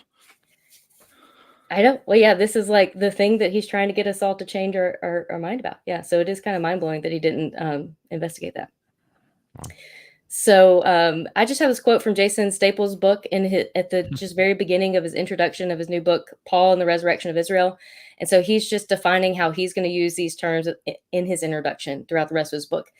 And he says, the word, which is typically translated church in most versions of the New Testament, misleadingly implying a specialized meaning distinct to Christian gatherings. But this word is widely used outside Christian context to mean assembly, and in the Septuagint, it is the most common translation of the Hebrew kahal, referring to the assembled people of Israel. In that context, membership in the assembly of Yahweh amounts to something akin to citizenship within Israel. I will therefore leave ecclesia untranslated as a reminder that for Paul, this term refers not to a separate Gentile church, but rather to the elect eschatological Israel, united by the pneuma of Israel's Messiah and participating in the promised new covenant. Amen. Yeah. Mm-hmm. I know. It's exciting. Yeah. I love that you cited Jason Staples. He is an excellent scholar in this area, for sure. For sure. Yeah. And like the next slide will just show, like, he's got a ton of footnotes there. So if people want to look there, then Jennifer Ale, Ralph Corner, Young Ho Park, Paul Trebilco, and his book that's like the second one listed, Self-Designations and Group Identity, pretty much explore all the terms we're going to be talking about tonight. Like, so saints and believers and Christians and ecclesia in the New Testament and how that connects back to the Old Testament and is drawing those connections forward. So it's just a really good book if you want to check that out. So this is not me saying that ecclesia means the congregation of Israel, the worshiping congregation of Israel. It's other people smarter than me. Nice. All right. All My right. screen is frozen, so I don't know where we are at. But we'll keep going. So we're on slide 19, and I know you said talking about Spencer having to go here in a little bit. Do we want to Yeah, go go ahead. like skip to another slide? And which one would that be if that's true? 25. 25. Mhm. All right, let me pull that up. Here is that it, Spencer? Yep. All right. So I was going to take a second and look a little closer at what sacrifices look like in the Old Testament, because there were those two Greek words that were really specific within Wadsworth's dissertation and talks, specifically the one about sacrifice, latreo. And so when we go ahead and move on to the next slide. So it's really important. Again, we're coming at this from this perspective of there's a lot of continuity between the old and the new. And so when we look at what sacrifices in the Old Testament look like, primarily they were acts of hospitality. They were welcoming gifts. And they tended to be discussed using food language. So specifically like in Leviticus 2:13, it says that all the sacrifices are to be offered with salt, and then they were often offered as well with either drink, with a drink offering poured out on top of the meat, or perhaps with oil for the grain offerings. So the overall kind of structure of the way that the Old Testament sacrifices were put together was as a kind of generous rivalry. And this is a term that I got from the book Welcoming Gifts, and that's also where I got that phrase, welcoming gifts. Great book. Which is it is. It's an excellent book, and it also utilizes an awful lot of Cyril of Alexandria. So this is not just like a brand new idea that someone came up with. This is someone going back to the church fathers and saying, how did the people closest to the Old Testament actually understand what was happening in the sacrificial system? So. So the whole idea there with that generous rivalry is that God is giving to his people the means of dwelling in their midst and drawing near to them, and then they give back to him out of what he gives to them. With this idea of like of being a welcoming gift to bring God in their midst. And then when they do that, then he gives them his own life and his own presence, which then blesses them with abundance. And then they give back out of that abundance with first fruits and everything else. And the whole cycle just keeps going. So that's a really important bit to get, because as I was reading through a lot of Wadsworth and watching a lot of Wadsworth stuff, I really had a core sense that, like, I'm not sure that he really grasped the idea of the beauty and the grace and the glory of the sacrificial system. And I'm not saying that to like, peer into his mind, but just based off of the things that he was saying in there. Well, and to add to that, Spencer, what we see in the Old Testament, and I know I guess he understands that to be like disconnected in a way, some things, other things not so much. I'm curious what he would say about things like Abraham preparing a meal for God, feasting with God. Not only that, but Moses in the Exodus inviting the 70 elders of Israel to come up on the mountaintop with Moses to participate in a feast, right? Jesus uses imagery, the same thing, about open the door and the Father and I will come in and feast with you, right? We'll eat with you. And so, it seems like, and then to say about the giving back, so giving, taking back, we see a lot of this in the Orthodox Church, specifically whenever we, in the Eucharist, whenever we offer, the priest offers up the gifts to God, and then God in return blesses those, right? Transforming them into the body and blood of Christ. It's like we are offering the fruit of the earth up to heaven, and God gives back to us by changing them substantively into the body and blood of Christ. It's a co-participation is the point I want to make. And that's, I think, is how we would really define worship if we had to do it in a one-word sentence, right? Is co-participation. It's okay. All right, fair enough. In his section on latreo, he does mention that when he's surveying the Septuagint use of that word and its cognates. He says, quote, "The two ideas of offering and sacrifice and feasting are thus tied together."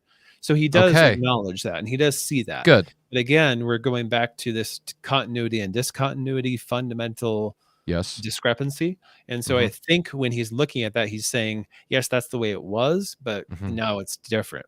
Because as you noted, Sherman, in your kind of summary of his conclusions, he does add in there that, like, yeah, we should have more feasts. We should eat together and have more meals. Right. So it's not that he thinks that that's irrelevant or not viable anymore. It's just that I don't think he sees it as a sacrifice. Right. And that's the key difference that I would want to really lean into. It's not the practice, it's the meaning within the practice that there's the disconnect from. Okay. Right. Awesome. But I think it's really hard to divorce those two. And so as we look at the meaning of what the Old Testament sacrificial system was doing, we see a whole a culture of meaning, really, that is hard to divorce from what Christians in the New Testament we're seeing is doing. So taking a look, if you can skip to the next slide here. Sure. There were two basic types of sacrifices. There were more or less like the atoning sacrifices that were primarily focused on decontamination, like cleansing the stain, the taint of impurity that was caused either by sins or by major impurities within the community of Israel. You might think of this a little bit as like cleaning up the mess that was caused in God's living room.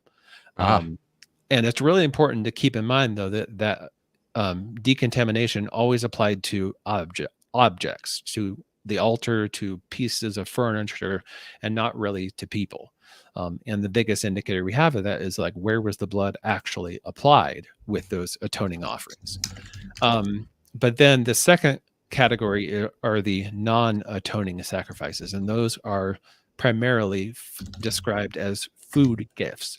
So there's a lot of language there regarding things like a pleasing aroma, for example, or the Hebrew word isha, which means and is sometimes translated as offering by fire, but it primarily means food gift.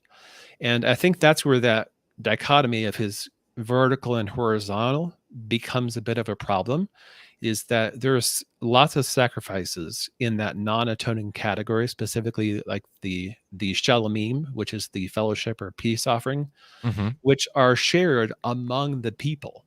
It's not just simply, here's a food offering to God, and like here is worship that only goes vertically. It's worship that goes vertically with the memorial portion that is set aside on the altar for God. And then there's also the horizontal piece that is shared among the people. So I think it's really important to make sure that we remember that even in the old covenant and the Old Testament, those sacrifices had both a vertical and a horizontal dimension. No, it's good.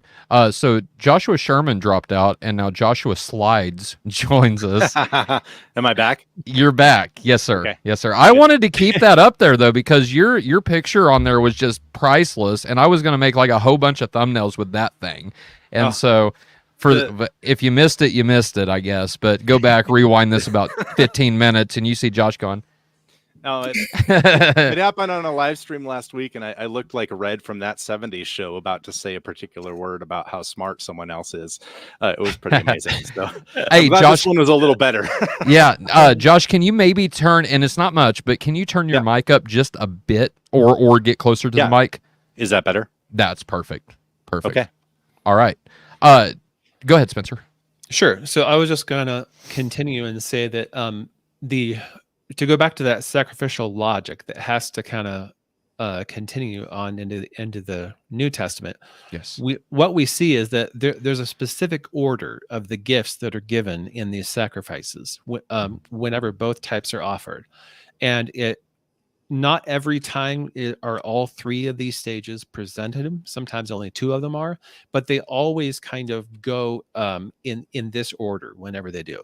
First are the atoning or consecrating gifts. So essentially the idea there is to, like, okay, there's a mess, we got to purify, or perhaps like translate a person or an object from the realm of the impure and death to the realm of the pure and life. And that is the necessary first step so that the divine can actually come near. And then what happens is then there's the burnt offering, which is an offering of ascension and an offering of invitation. And that's where we see that language of pleasing aroma happening an awful lot. So it's almost kind of like the people clean up the mess they made, and then they set out a nice smelling meal as an invitation for God to come near. And then the final offering that's given is some form of a meal offering, which is either the grain offering or the fellowship or the peace offering, because the idea there, again, is like sitting down for a meal. So that really is the core thing that is happening in the sacrificial system in the Old Testament. And again, Dr. Wadsworth does see that, and he does acknowledge that. But the difference is that he doesn't think that that continues in the new covenant. You know, it's interesting that you say that, Spencer, because let me ask you all this, and I promise I won't ask a question for every slide. I know we've got a lot to go through, but this really stood out to me while you were speaking just now, and that is, you said that this whole concept that you just described is one of the core elements of the Old Testament. Is that correct first? Okay. Yes. We know then with Scripture in general, not only does it reveal God, what God would like us to do, commands to follow, this, that, and the other. The other thing that Scripture does is reveal God to us, right? And my question is at this point is, why wouldn't we expect some overlap? And I know we all would say, yes, there is. Obviously, we're arguing for the, a high continuity of the Old Testament to the New Testament. But I guess that would be a question for Tom, is if this is a core element of who God is, right, then is it erroneous to expect overlap? And if so, why? Do you guys kind of feel what I'm saying here? Because if this seems to be something God does over and over again, i.e., that's why I asked you at the very beginning, is this a core element of the Old Testament? If it is, then we should see this, unless given reason, like specific reason not to expect this, which I don't think the New Testament gives that, and actually argues the other way, in which we're going to be arguing tonight, in which we are arguing tonight. But do y'all see the same, or am I totally off page with that? That's certainly how I see it. Okay. Yeah, I definitely see it too. Spencer was like, just to kind of draw this pattern out there, you're asking about, is this pattern of cleansing in order to then see God. You see this all the time. Like, it's kind of weird to think about if you start reading the book of Genesis, like, how long does it take for Abraham to see God, and who sees God first? And Abraham's family is actually Hagar. But then God gives him the covenant in Genesis 17 to say, circumcise every male in your household. And then after that moment is when the Lord appears to him and he shares a meal with God. Right. Yeah. And then the same thing happens with Moses, where in Exodus chapter 19 following, they're told to consecrate themselves for 3 days, and including all their animals. And then, they have that covenant meal where the elders go up on the mountain and they're cleansed with the blood. And then the Lord appears in the throne. And then Joshua, the book of Joshua, does the same thing. They cleanse themselves with circumcision, and then they celebrate Passover. And then you have the commander of the Lord's army who appears to Joshua. Yeah. And you can keep drawing that pattern forward of cleansing and appearance, cleansing meal appearance, cleansing meal appearance. And I'm not the first person to have seen that. Actually, there is a Church of Christ scholar, not that we're like bashing all Church of Christ people here, because there's a Church of Christ scholar who was the first one to really alert me to that connection, and his arguing for a real presence from their theological tradition. And his book is called Come to the Table. It's John Mark Hicks is his name. Come to the Table. Oh, yeah. Okay. And so it's a really good, just drawing that biblical theology there of that. Yeah. Tyler, if you could go ahead and continue. Yeah, absolutely. All right. Awesome. Okay. So what are the other difficulties that I felt as I was reading Dr. Wadsworth's dissertation was that it seemed like he had this idea of sacrifices as necessarily including like a bloody dead animal. Now, again, I don't want to caricature. I don't want to say put words in his mouth. And I realized earlier I was saying like he doesn't think. I really should pull back on that and say I don't know what he thinks, but Sure. I was encountering some difficulty with understanding what he thinks when I'm looking at the way he's treating sacrifices. And there's a couple of misunderstandings I think that I would highlight there, or at least potential misunderstandings. And I think the biggest thing is just that sacrifices are not finally about like blood or death. And Christian Eberhart has written excellent work about this. So has Andrew Rilera. He recently came out with a book called Lamb of the Free, which is excellent in that regard. But essentially, like when we look at how sacrifices function, both in the larger culture, but also within the Israelite culture, they were seen as celebrations. And that was even true in the ancient pagan cultures. Like when Plato and the other Greek figures talk about the problem they see with sacrifice, they don't see it as being this like somber thing. They see the main problem and the biggest danger there is actually hedonism rather than anything else. There's kind of like an echo of that in 1 Corinthians 11 when Paul talks about whenever they all get together to be able to sit down and eat the Lord's Supper and have their feast, then people are getting drunk and people are, partaking in an unworthy manner. And so that same cultural concept seems to have translated from the ancient world to the Christian world. But beyond that, in the actual description of the sacrifices in the Old Testament, we see that the death of the animal is given extremely little attention, whereas other elements of the sacrifice are given very great attention and detail.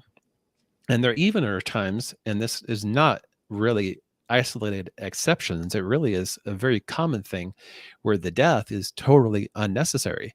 So, for example, the grain offering in Leviticus 2, or even the semolina chatat, which is the sin offering in Leviticus 5. There's an example where a sin offering can be made with flour, basically. And then we also see that in Hebrews 13:15, where it talks about offering a sacrifice of praise, which is just calling back to passages like Psalms 119, 108, where it says, let me just make sure I pull it up. Be pleased to accept the voluntary offerings of my mouth, Lord, and teach me your judgments. And so really, at the end of the day, this is not something new that came in the Christian world. Even Hosea in Hosea 14:2 talks about the fruit of our lips. Take words with you and return to the Lord. Say to him, take away all guilt and receive us graciously, so that we may present the fruit of our lips. And all that language is what the author of Hebrews is pointing to when he looks in 13:15 and talks about offering a sacrifice of praise to God, that is the fruit of lips praising his name. So there is a concept that is native to the Old Testament that continues in the New Testament, that looks at sacrifices not being primarily about death or blood. And of course, we see that through the multiple examples of non-bloody atonement that is made with like shekels in Exodus 30, with incense in Numbers 16, with the mediation of an intercessor in Exodus 32, with a coal from the altar in Isaiah 6, with just simply time in Daniel 9, or, the fundamental way that atonement is made is either through repentance, like we see in Isaiah 27, or just simply with the mercy of God, like in Proverbs 16:6, Psalm 78 and 79. So really, I think the core thing that we need to keep in mind for us whenever we look at sacrifices is understanding that it's not primarily about a bloody dead animal and that's what ends. What we need to look at sacrifices as being is this opportunity for us to come to God, to be able to commune with him, to invite him to come near. And I don't see any reason why we would feel the need to stop that in the new covenant. Now I'm just going to pause for a second and see if there's any comments or anything on that. Okay. And again, I just want to be clear that Dr. Wadsworth does see that connection, but it doesn't appear that he sees all those meals as a sacrifice necessarily. And I don't get the impression personally that he sees the bloodless sacrifices with the same kind of clarity that he sees that connection between food and sacrifices. So Tyler, if you could go ahead and continue. There we go. All right. So someone in the chat asked about Romans 12, and that definitely is, or Romans 12:1, and that is one of the things that really highlighted that problem that I saw in Wadsworth's dissertation. So in the Messianic age, there is this concept of sacramentalism. So, for example, in Romans 12:1, he says, offer your bodies as a living sacrifice. Now, if we had this mistaken idea of sacrifice in the Old Testament in our minds, then we kind of see that as a bit of an oxymoron. Like, why would you offer a living sacrifice? What does that even mean? But really, sacrifice is everything we've been talking about up to this point, that it's that invitation for God to come near and dwell in the midst of his people. Now, Dr. Wadsworth sees that as being a metaphorical service to God, because later on, the second half of that verse, it says, this is your spiritual act of worship. Now, and here I am not, I can actually, like, directly say that that's the way he sees it, because that is the language that he uses.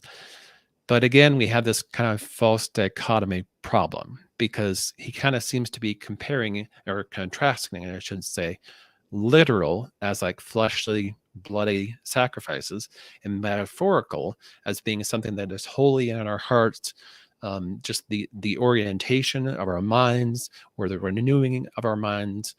And there's a really good example here. Let me see if I can pull it up.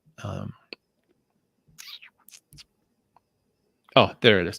Psalm 141:2, where the psalmist says, may my prayer be counted as incense before you, the raising of my hands as the evening offering, which right there he's referring to the tamid, which is the daily burnt offering that's offered at morning and evening.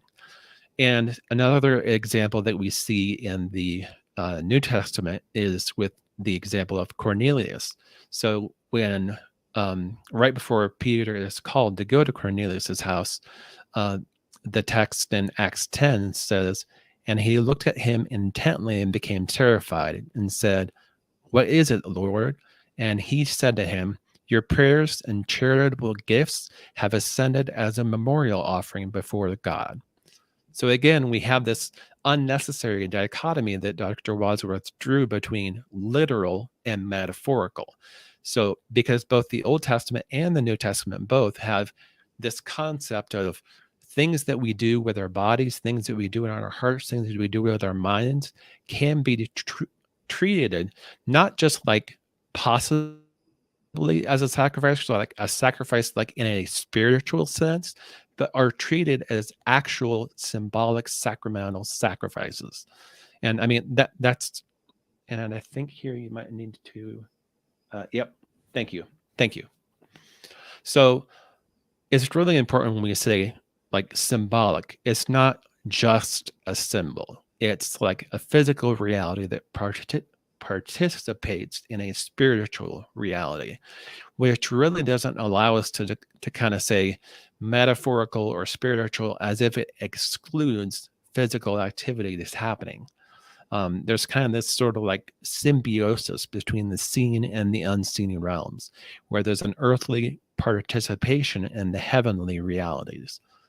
And I think nowhere is that clearer than in Hebrews 13, when it talks about that we are eating at the altar. It says that we eat at an altar that those who serve in the tabernacle have no right to eat from. And so what he's saying there is that from that point forward, we are at, when Christians gather together, we actually eat at an altar. Now, of course, it doesn't mean that literally in like every sense of that word, but he also doesn't mean it just metaphorically. So the idea there is kind of like that we participate in Christ's sacrifice. And that's one of the reasons why Paul in the New Testament is totally comfortable using sacrificial language all the time to talk about what happens in the New Testament.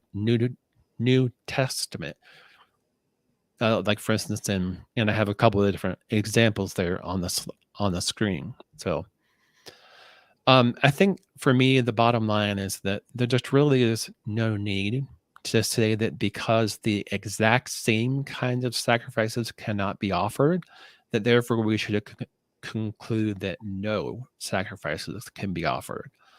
And so what we actually see in the New Testament, as far as I'm looking at it, is that the worship here on earth participates in the worship being offered in heaven. And that the body of Christ, which is really the discussion of the rest of Romans 12, is the temple, and within it, acceptable worship is being offered.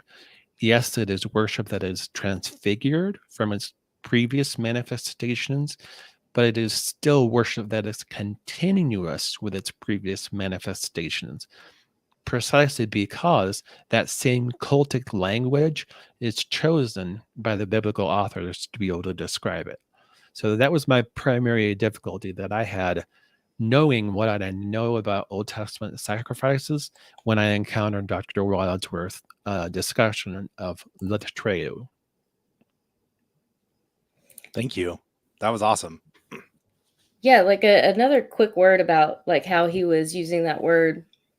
So yeah, latreo or latreo, what is being used in the Septuagint. So he does actually give a good discussion about how that's being used to translate a certain Hebrew term avad, which if you were to look it up in any Hebrew dictionary is to work, serve, or worship, are like the three glosses that you would give for that term. And he says that when avad is being used to translate something that would be akin to like working or serving, like when it's being used in a non-cultic context, then you use the word douleuo or doulos, like doulos for slave, right? Serve. Yeah. And that latreo is being used for cultic contexts. And so one thing that we'll show is that that dichotomy is a lot closer in the New Testament use of Greek, and not only the New Testament use of Greek, but even like the Greek of the church fathers and things like that, that they use douleuo and latreuo kind of interchangeably for the same kinds of activities. And so therefore what governs whether that term would be like work in the field or work in the temple of the Lord would just be the location. Is it in the field or is it in the temple of the Lord? Yeah. Right. Well, and I think one of the problems that I encounter personally is when I'm looking at the New Testament, I believe that there is a shift where like sacred space used to be in kind of one very well-defined location, almost like kind of like Tim Mackey calls it like a snow globe in the midst of all the wilderness. But then in the Messianic age, that snow globe has, so to speak, been shattered, and the whole cosmos has been purified. We see that in 1 John 2:2, for example.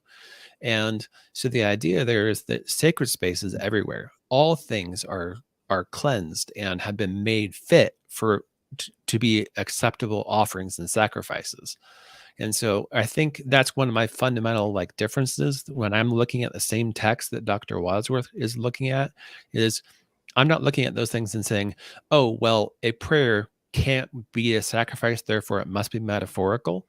I'm looking at that and saying, no, a prayer is a sacrifice, and our bodies are sacrifices, and we do participate in and fill up the sufferings of Christ in our bodies, because the whole cosmos has been made into sacred space.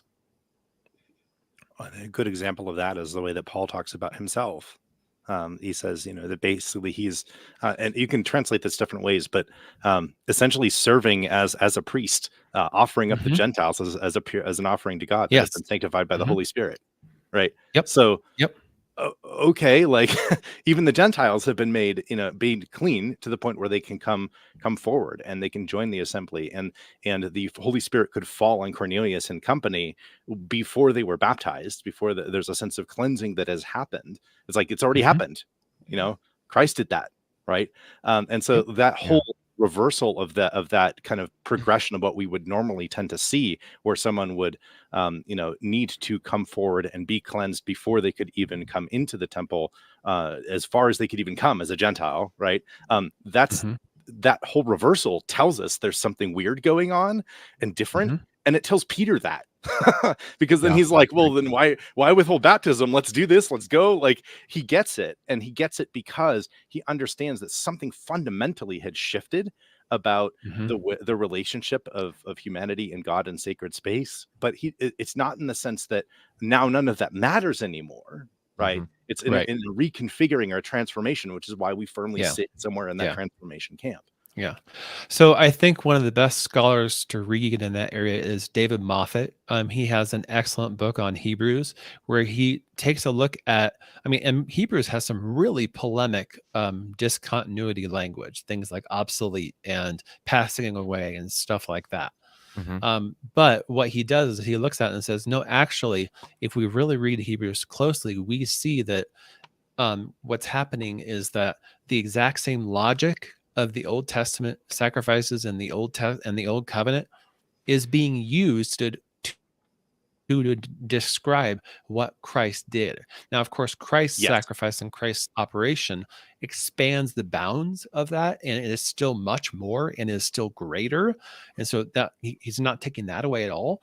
But that's not the only. The core of the argument is that we can't just say, okay, it's over, it's done. Now it's nullified. Now we can move on, because what Christ did depends on that logic to be able to understand what it is that he did in. Just out of curiosity, Spencer, have you brought up the connection yet? Because I had to go away for just a second. Have you brought up the connection? And thank you, Josh, for playing Slide Monkey for me. I'm back though. No, I appreciate it. Those are my words, by the way, in the chat. That's not him coming up with it. That's right. Not that's an right. insult to me.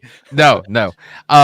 So have you guys brought up the connection between Jesus being high priest and Peter and St. Peter in 1 Peter 2:9 describing Christians as a royal priesthood?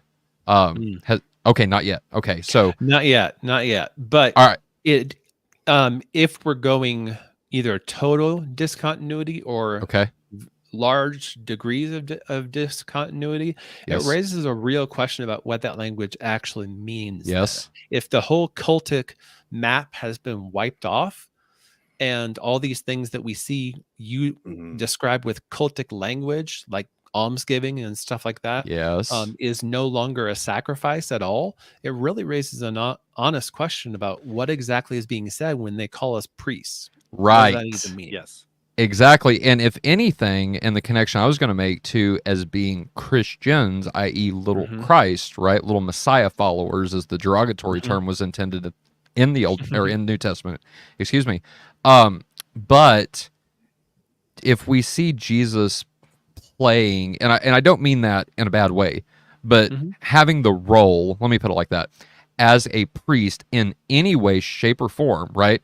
Metaphorical, literal, whatever, both and we're described by Peter as being priests, as a royal priesthood. This language is taken, and I forget exactly where it is off the top of my head, but I think that whole section there from Peter, the line of descriptions he uses to describe Christians comes from the Old Testament, actually, and this is what God the Father. Okay, thank you guys. God the Father Exodus described 19. Israel. Exodus 19. Yes. Okay. Yeah. All right. Awesome.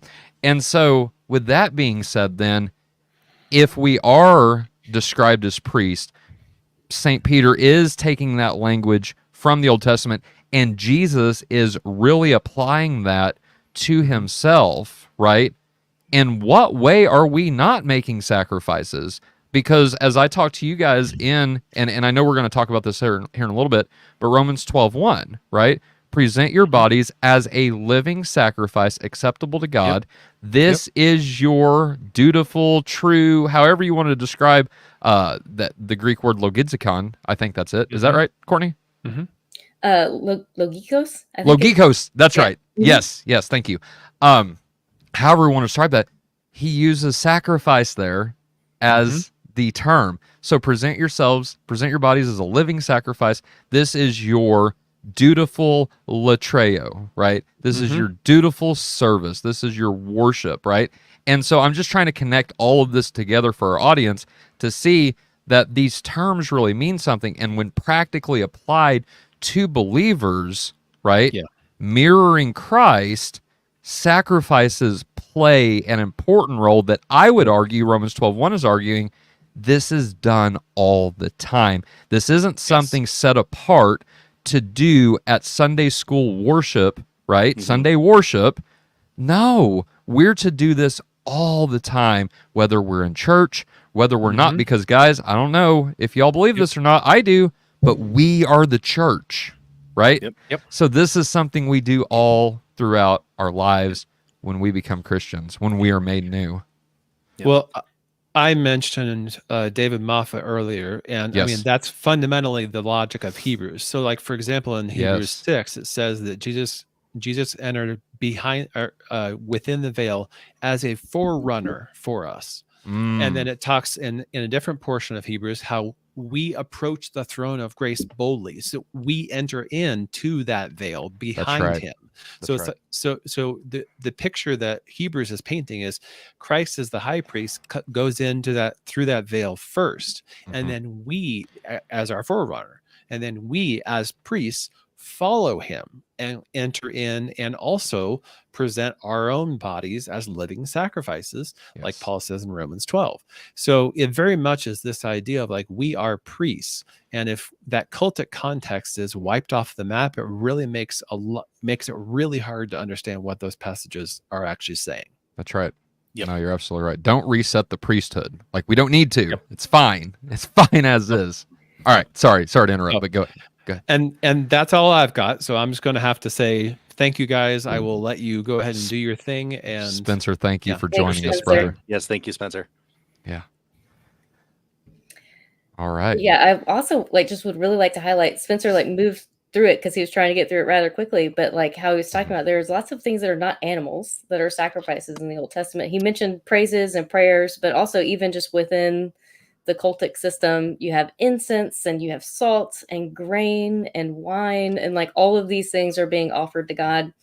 And to your point, Tyler, about the living sacrifices, so kind of all of your life kind of gets offered up in the sacrificial way that's not exclusively to Sunday, is that concept of preparation for sacrifice is what delimited the 6 days is different from the seventh day.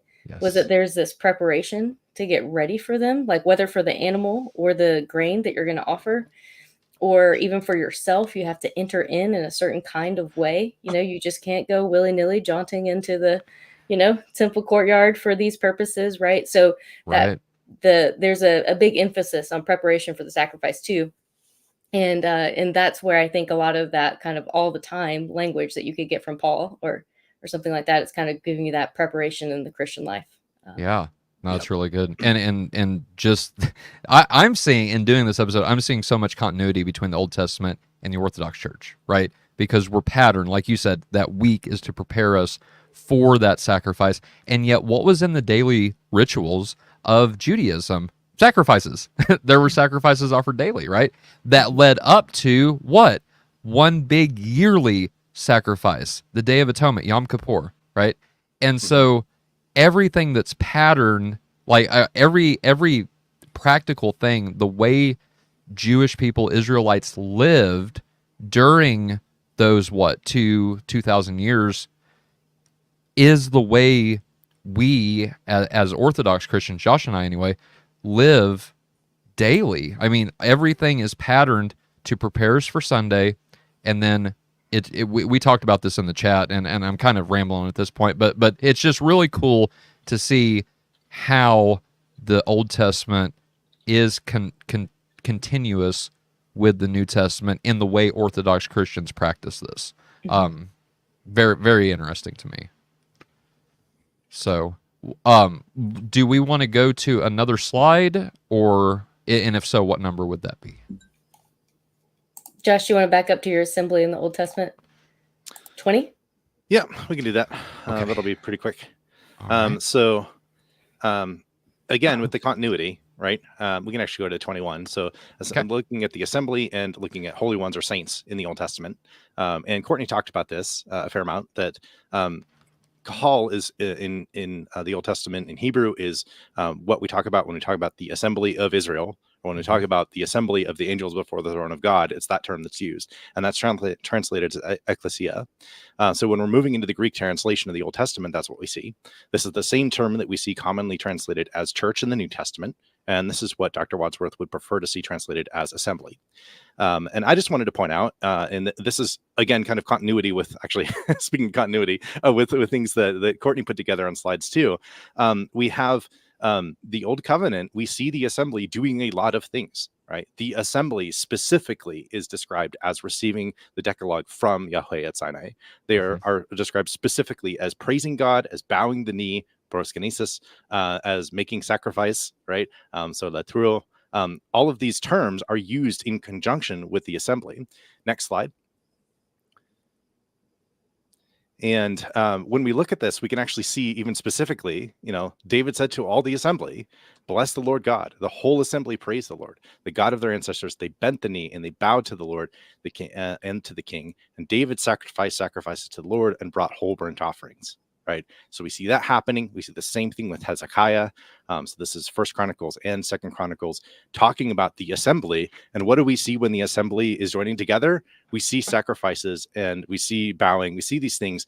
And what's interesting here, right, is that this should set the expectation for what we should probably expect in the New Testament in some way. Right. If the assembly is going to be the same body, we should be doing the same kinds of things in some way, even if they're transformed. And so this both, for me, the fact that Dr. Wadsworth didn't look at this term in the Old Testament was kind of interesting, because it both sets up a tension, right, with his view, but also sets up the tension, the very tension he's pointing out, that a lot of this terminology around sacrifice and worship is not present in a lot of the very explicit passages that talk about Christians got together and they did this thing, right? And so it's interesting, because it both kind of strengthens the tension, but also strengthens the tension he's looking at. And for me, that just makes me want to look all the more deeper at what's going on and try to figure it out. And I think we have, to some extent, and we can present that and just kind of give more detail around what the assembly was doing in the New Testament. Mm-hmm. So next slide. Okay. There's also a sense of the continuity, right? So this is not just continuity Old Testament and New Testament, but also continuity of heaven and earth. So Psalm 99 talks about the assembly in heaven. Exodus 12:16 talks about the assembly of Israel. And in 1 Corinthians 1:2, we see the assembly of the saints, right, being called together, the holy ones being called together. So these terms are also being used in both Old and New Testament, in both heaven and earth. We're describing the assembly of God's people together, of both angels and humans together in worship of God, in festivals, in all of these things happening. This is what we see as a continuity kind of from the beginning to end, because especially if you look at something like Walton does in Genesis 1, where you have Genesis 1 as a temple creation text or temple ordination text. Yes. Then you have a sense of the temple being created at the very beginning in the cosmos, right? Which again actually has continuity with what we're now talking about, with the cosmos being cleansed, like the sacred space of everything, right? You have that at the very beginning. We have Revelation at the end, and we see what that looks like. And then we see the everything in the Old Covenant, and then we see the New Covenant being started. And you kind of have to ask the question: should the New Covenant look totally different from what we see through the entire rest of Scripture? Or are there ways in which there's a lot of continuity, even though we see transformation, right? Well, and like you pointed out at the beginning, it's the new covenant given to Israel and Judah. Yeah. Yes. To reunify Israel and Judah. And the nations are invited into that, but it's for them, so it's got to make sense to their context. Absolutely. And to that point too, we see that, I think, especially so the text I'm thinking of is Ezekiel 17 or 18, where he talks about how the children will not be responsible for the father's sins. The fathers will not be responsible for the 18. Yeah. 18. Mm-hmm. Okay. We see this being practiced because the very next thing Ezekiel talks about in that context is the new covenant, right? And so it seems to me like he's saying, and we see this throughout the prophets as well, that prepare for this. This is coming, so the transition period won't be as great. Obviously, they didn't do that. Jesus still had to come back and correct a few things, right? Mm-hmm. But the majority of the disciples, from what we see from Luke to Acts, right, is the disciples and the apostles really struggling. Yes, there are things they struggled with, but the transition wasn't too bad for them. At least that's what I get out of it. And I think that's because, to my point, I think that's because God has been prepping his people for this change, quote unquote, all along since the announcement in Genesis 3, all along. Yeah. So, well, and we see that the people that were taught by the Father understood who Jesus was. That's right. Right. So Yes. there are a lot of people that thought that they were taught by the Father that maybe were doing some of their own thing a little bit too much. Right. But yeah, so I mean, just really, really important to recognize the continuity even there. Yeah. Well, when you have the gospel was preached to Abraham, I mean, what more do you need? Right. You know? So going all the way back. Well, yeah. Depends All right. which genealogy you look for in Christ. Is it Abraham or Adam, right? That's true. So all right, next slide. Yes. And Oh this yeah, is I think Courtney's. this one's mine. Sorry, like again, that slide looks. Sorry about the Messianic age there, but one thing that I just wanted to point out, because Joshua did some really great, had really great Bible verses showing us other places, and he showed us holy too. I don't think we brought out why we mentioned the word holy so many times, but it's because Dr. Wadsworth continually says that there's nothing sacred happening in these New Testament gatherings, and so sacred is just part of that hagios or holy word group. And so if there's nothing sacred happening, then why call the New Testament believers saints? Why say that they're being sanctified? Why all of these things? But in particular, this passage in Psalm 22 at the very end is universally agreed that it's a messianic psalm referring to the messianic age after the Messiah comes. And I just highlighted some terms in there where you can see congregation is that word ecclesia, that worship is the term proskuneo, and that the term serve, douleuo, is used instead of latreo. But all of these activities are included in this congregation. And that worship is kind of functions as this this term that kind of includes all of the other activities, right? So if I say the word, the White House released a statement today, you wouldn't assume that it's the House giving the statement. You would assume that it's the entire presidential administration. Or even if I said the president administered a statement today, you wouldn't think that it's only the president doing it, that he's getting lots of other counsel from other people before he releases that statement. So that word proskuneo is being used to mean all these other activities that are happening in the midst of that congregation of Israel. And the fact that it's the congregation of Israel that now has Gentile inclusion, or the ends of all the earth, the families of the nations, all the prosperous of the earth. So it's the offspring of Jacob, the offspring of Israel, kind of being brought in. And, these people are coming into their worship gathering and worshiping their God the way that they're already doing it. Now, and it's really hard to see that verse 27 there, and all the families of the nations, without hearkening back to the promises to Abraham. yeah. It's like, Courtney, go ahead. Go ahead. You go ahead. Yeah. Okay, just real quick. Holy. You mentioned holy while we're talking about holiness and all these things. So going back to my Baptist days, I would always hear, and maybe this is for some of the people in the chat as well, but I would always hear that holy means to set apart, to sanctify, right? And what's interesting in going through Romans, the whole book of Romans, but in Romans 1, Paul uses two terms, aphorizo and orizo, right? To set apart, aphorizo, to determine or point, orizo. Yeah. And so my question is, just as a Greek student yourself and a teacher, is there a connection between agios and orizo, or is that something not so much? Not so much. Yeah, I've never actually studied that connection before. Okay. But it would be something worth checking out. I'm sure somebody has, to Right. see if they're, because sometimes like there are words like that that kind of get used together to kind of all mean the same thing. Yes.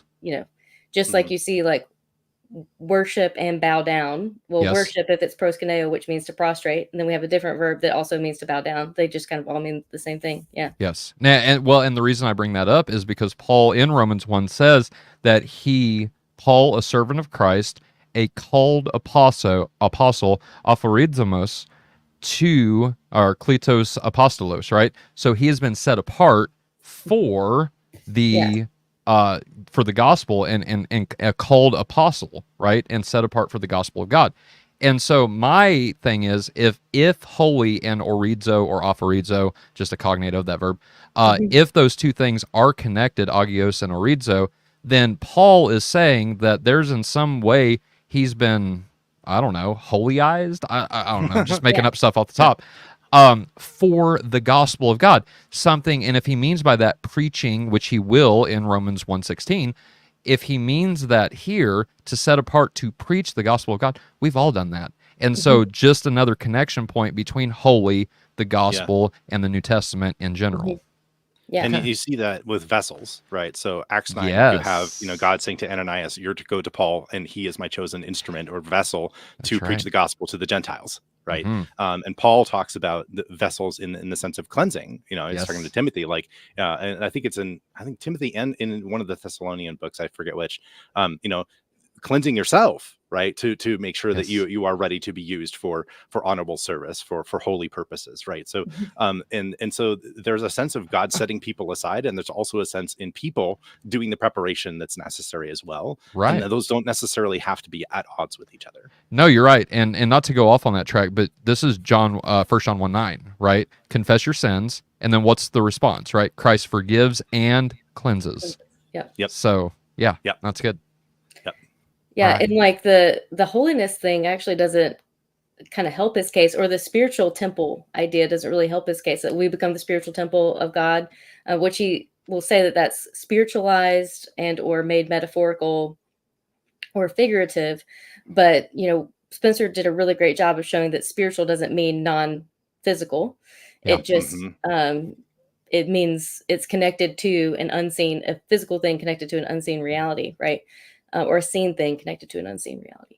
And so when you had a designated temple in its space, those things that were in the temple were holy, and only like someone who was consecrated as holy could make something holy. So like a priest can declare something holy. But then you want that holiness to stop, because otherwise you'd end up with this like infinite holiness regress, if you're interested in, because then you'll have like, you can't even cook with your pot at home because everything is just becoming holy the more you Right. touch it, like the Midas touch, right? And so but now if we're the spiritual temple, like we're kind of in this infinite holiness regress right now, which is where you see Ananias and Sapphira, or the Corinthians who are eating impurely dying of the Lord's Supper, is because like now the holiness is just in our midst. Like we can't get away from it. Yeah. And that's not safe if you're in an unclean state, right? So that's partly why we see that the Gentiles had to be cleansed with 1 John 2:2 before you see this the falling of the Spirit on them in Acts 10, right? So That's right. Yeah. Do you want to go into proskuneo?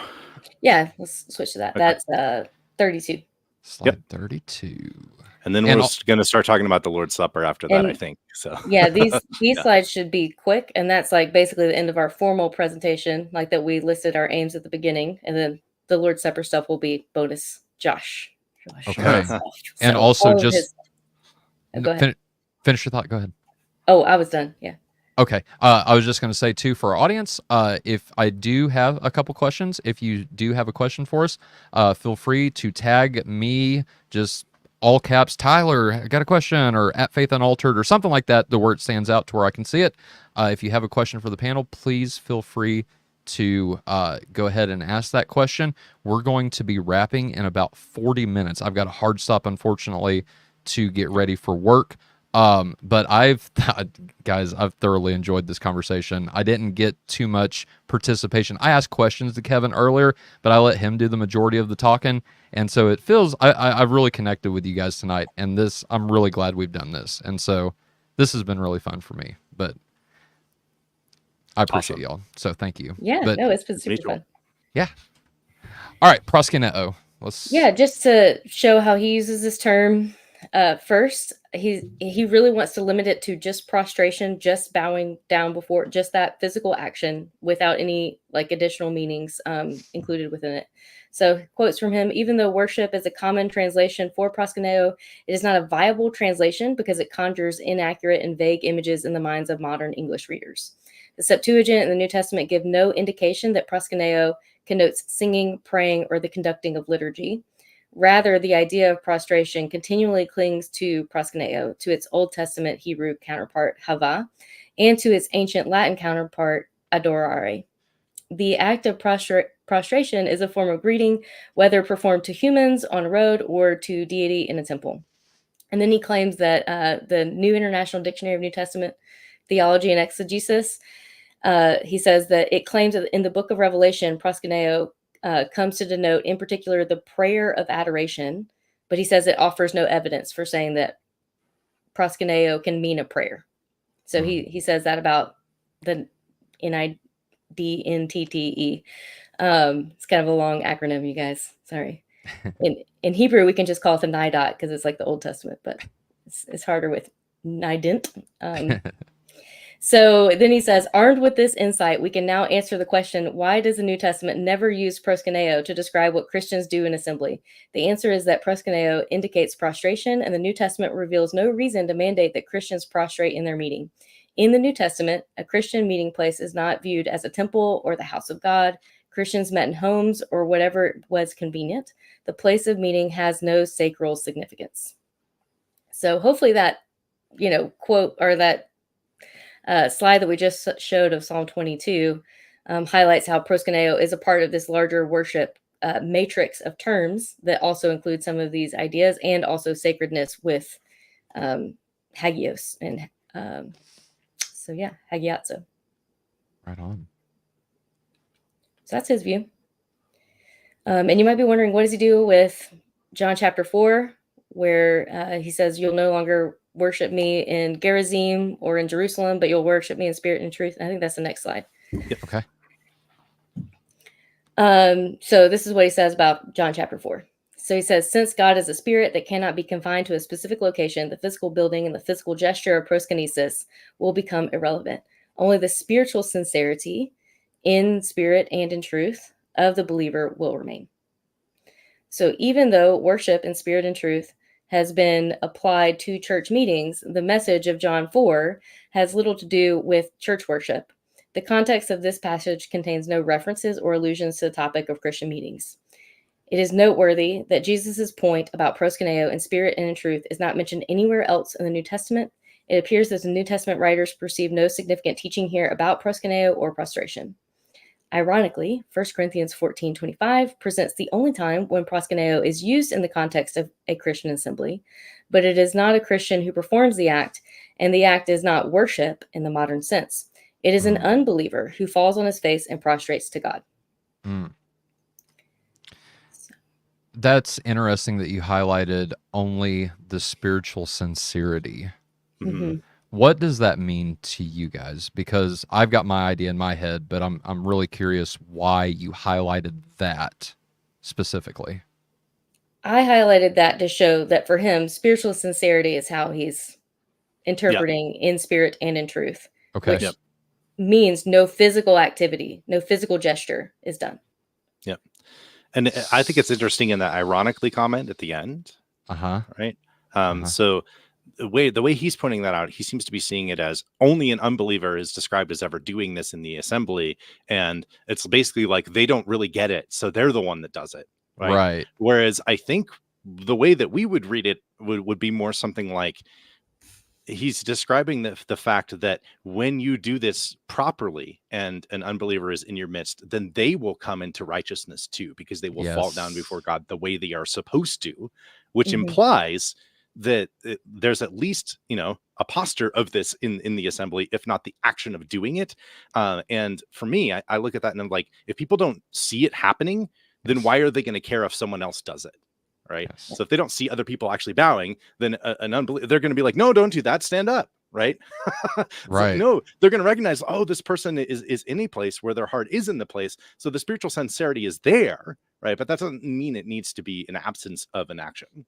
Mhm. Right. Well, and that's why I pointed out only the spiritual sincerity, because what does that practically look like then? Is this is in spirit and truth just I don't even know how to describe it, an internal manifestation that's not acted out in the life of the believer? Because through sincerity and spiritual sincerity, like that seems like an act that we would do, because, in the Orthodox Church, I mean, even at home in our daily prayers, there are times whenever we prostrate in front of the icons. And so it's like, for me, I guess I'm just not connecting or why understanding the disconnect between the spiritual and the physical at that point, right? In spirit and in truth seems to me to imply physical action as well, not just spiritual action, whatever that would mean. But anyway. Yeah, sometimes it is hard to distinguish, because he makes a large break between physical and spiritual like that. But then sometimes he makes it seem like they're actually connected. So he'll say, like, they didn't do preaching, where one person is speaking to a group of people, because they had the Holy Spirit in them and they were able to give these shorter kind of prophecies that were encouraging to one another. And so the Holy Spirit is giving them these utterances that they would make. And so you're like, well, that utterance is a physical gesture, right? Right. Yeah. That is, He also you're saying seems is to really spiritual, be is given by the parsing Spirit. terms. So like they weren't preaching in church, but they were teaching. And I'm like, well, what do you think that most people think is they're doing when they give a sermon in a church on a Sunday morning? Right. It involves teaching, right? So it's interesting, some of the terms that kind of get divided up there, where I'm like, I don't see these things as necessarily different. They might have a different emphasis, but it's not. Yeah. Yeah, and he does seem to think that the unbeliever, whether Jew or Greek, they're used to prostrating in their services. And so their prostration in 1 Corinthians 14 is them using their like misshapen or misformed worship in the worship activity. Yeah. Right. It's almost like the Pharisees kind of trying to correct, the fishermen or the lay people, right? It's like, oh, you're doing it wrong, right? Yeah. I've got it figured out, but you guys don't. That's why you look silly doing it. Okay.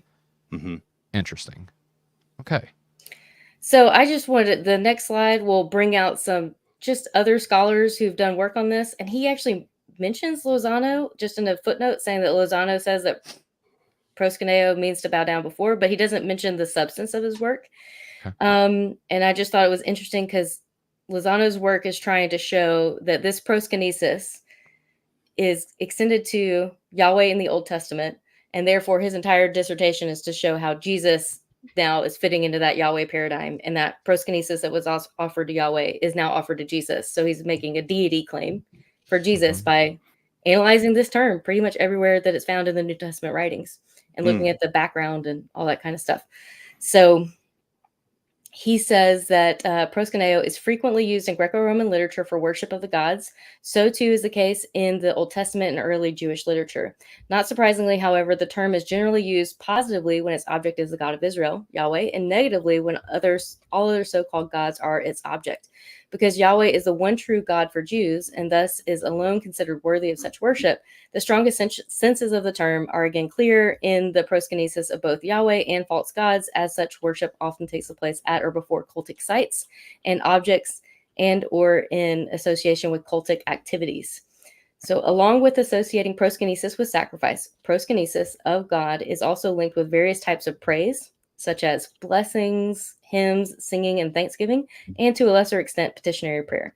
At other times, proskuneo is accompanied by other worship terms, and yet the sense is clearly that those who render proskunesis to God engage in cultic worship. So that's how Lozano defines this term. Yeah. So just there's a lot more connectivity here which is a theme, I think, in our presentation, between heaven and earth, between Old Testament and New, between Old Covenant and New, between these different terms, and they're clustering around this matrix of terms that's connected to worship. And so just to kind of separate out 5 key terms, and not look at some of these other terms, and not look at how they're like, it's just interesting. I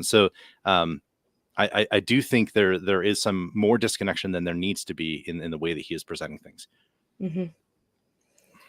Yeah, and if you just want to get a summary of Lozano's work, like you can skip to the next slide to show like what kind of proskinesis is being offered to Jesus in the Gospels: the Magi at Jesus' birth, the formerly blind man, the Gerasene demoniac, Roman soldiers, the disciples after his walk on the sea, the women disciples at the resurrection. In Acts, the disciples at his ascension offer proskinesis. And in the letters in Revelation, you have the angels in Hebrews, the Philadelphian Christians are offering proskinesis.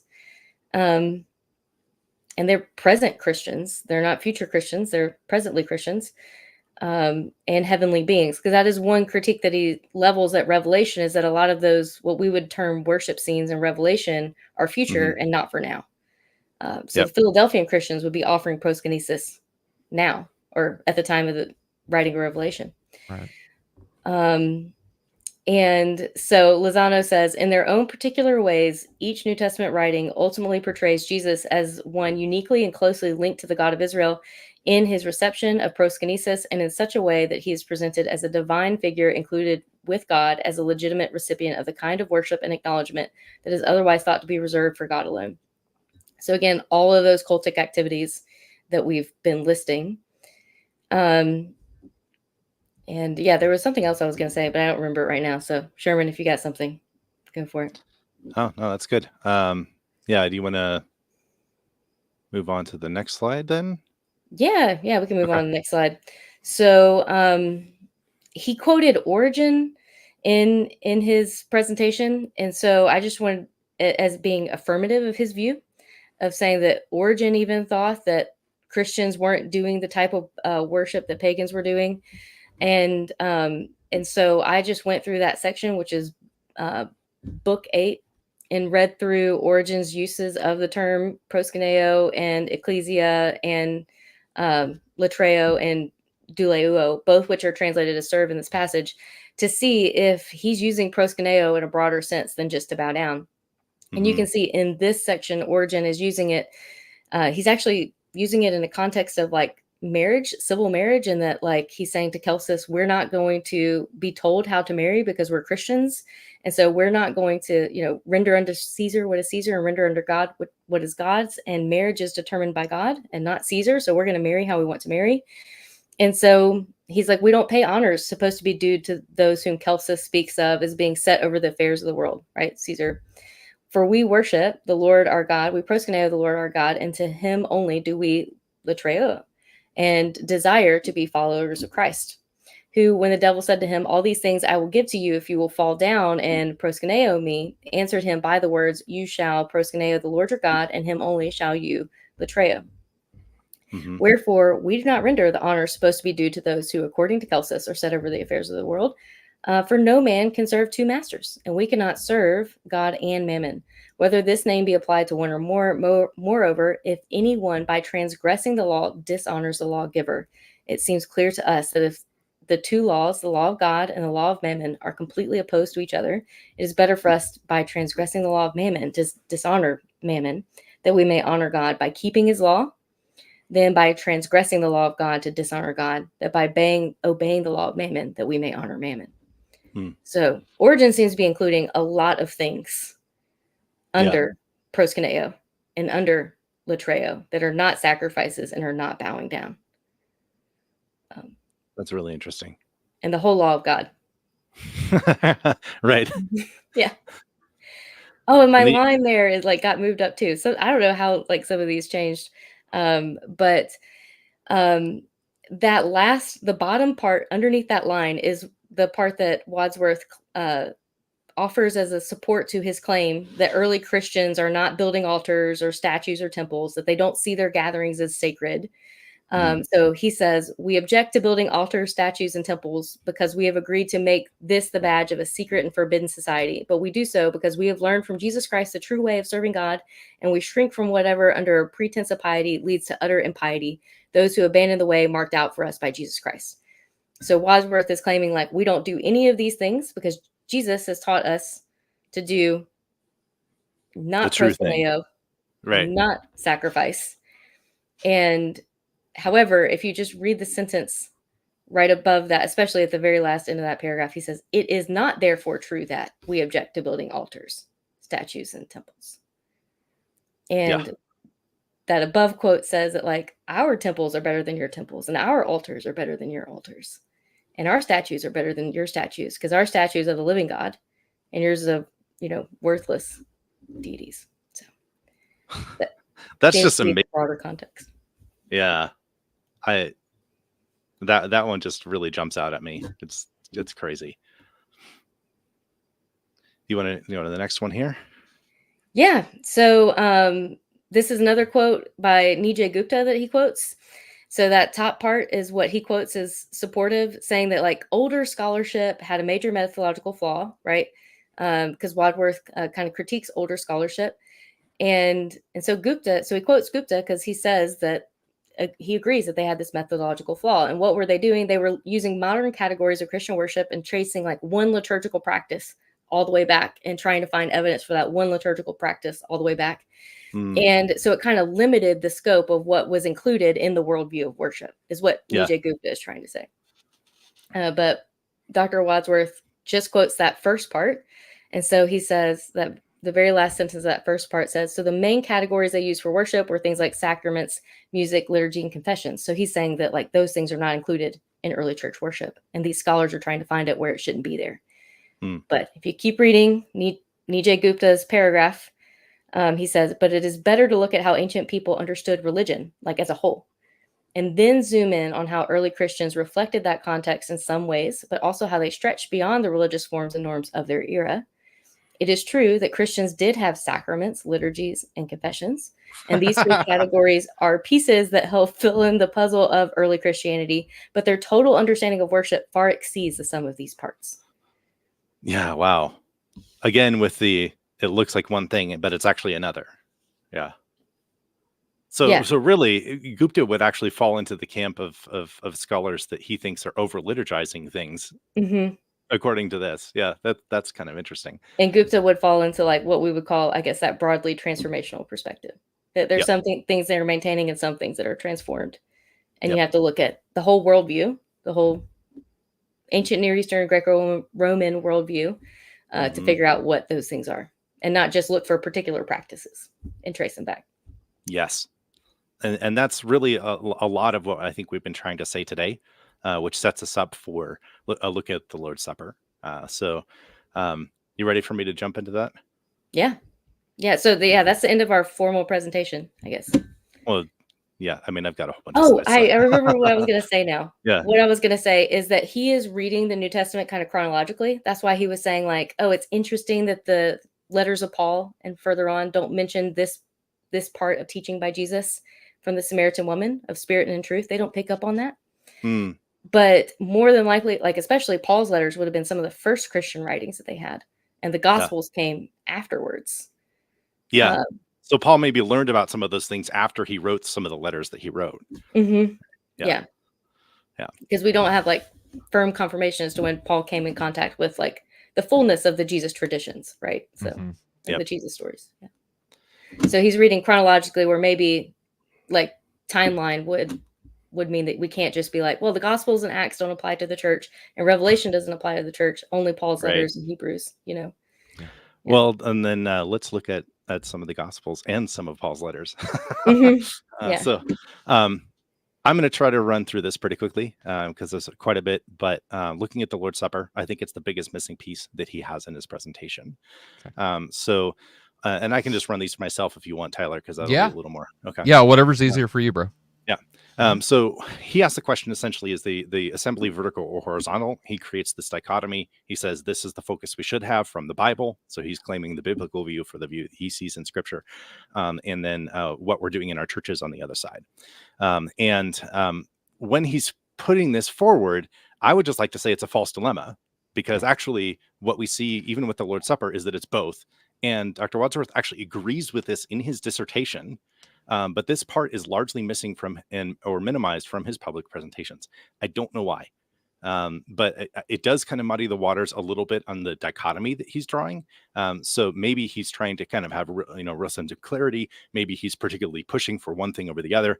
Don't know, but I would like to know why that's missing, because it's huge, right? So here's quoting from his dissertation. He says, in 1 Corinthians 11:20, Paul also implies that the purpose of the Corinthian meeting was to eat the Lord's Supper, even though they were eating it inappropriately. Was the assembly activity here directed vertically to God, horizontally to other Christians, or both? The only assembly activity identified in this passage is eating and drinking the Lord's Supper. Activities such as singing, praying, and speaking are not mentioned. So is eating the Lord's Supper a vertical or horizontal activity? In Paul's view, the supper has elements of both. So the dichotomy that he's drawing here in his presentation, I think, falls apart when we look at the Lord's Supper, because this is a place where we clearly see elements of both in the New Testament, and that's what he's trying to focus on, right? So I want to go a little further in here, right? So we look at 1 Corinthians 10:14-17. Paul says that partaking of the bread and the cup is a sharing in the body of the blood of the Lord. In addition, 1 Corinthians 11:27 says that eating the bread and drinking the cup in an unworthy manner makes one guilty of the body and blood of the Lord. Whatever these mean, Christians have some connection with the body and blood of Jesus when they partake of the supper, and that connection is best viewed as vertical. And this is also from his dissertation. So he keeps going, right? The phrase "in remembrance of me" is another vertical aspect of taking the supper. Thus, the supper certainly involves some kind of vertical interaction with the risen Christ. Yet in 1 Corinthians 11:17-34, Paul focuses on the horizontal aspect of the supper. So the biggest question I want to ask to Dr. Tom Wadsworth, hopefully we can talk about this with him, directly in the future here, is why are we separating out the vertical and the horizontal when Paul does not do that, and when you recognize that he does not do that in your own dissertation? And why is this missing from your public presentations? Because I did not see, I think there may have been a comment about this in the interview with Zach Miller. I forget now. It's so much content in the last week or so. But yeah, why is this missing? Right. So my key pushback would be he's saying there's elements of both. In other words, regardless of whether certain Greek terms for worship are used by Paul in this passage, the Lord's Supper is both an act of worship and an act that has a strong focus on edification, if we want to use the terms that he uses there. And so this was clearly an act that it's clearly described in the New Testament as something that the Corinthians were supposed to be doing and doing properly when they assembled, right? So that, I think, is a key area of pushback that I would have for his view. I think the implications here, the Lord's Supper is an area where we agree and disagree with him. We're in greater alignment with the part that he said in his dissertation, that there is a connection between vertical and horizontal, but we're concerned this not make it into his distillation for the public. We also absolutely agree with him that it's a tragedy that a lot of churches have kind of lost the communal aspect or the horizontal aspect of the Lord's Supper, because that's actually very important. But we don't want people to lose the vertical or the worship aspect of the supper. Any comments on that before I move on?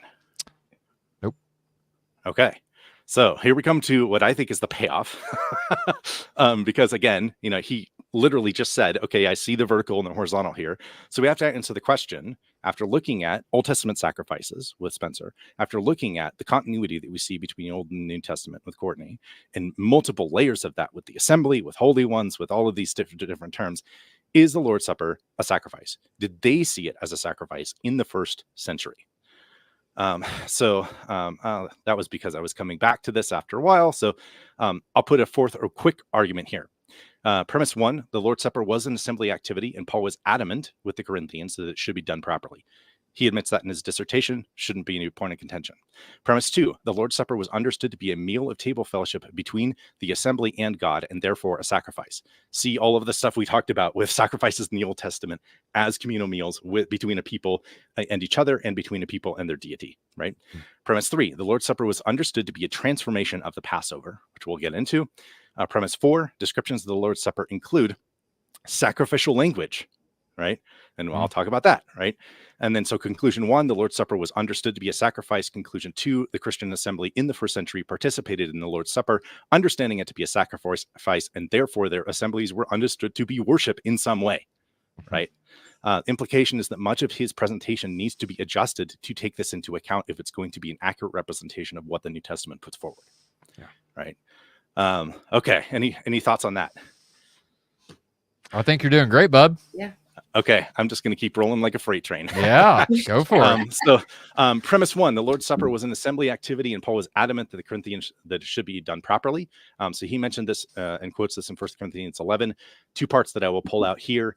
When you come together, right, that language of coming together, assembly, right, it is not the Lord's Supper that you eat, for in eating, each one of you goes ahead and to his own meal.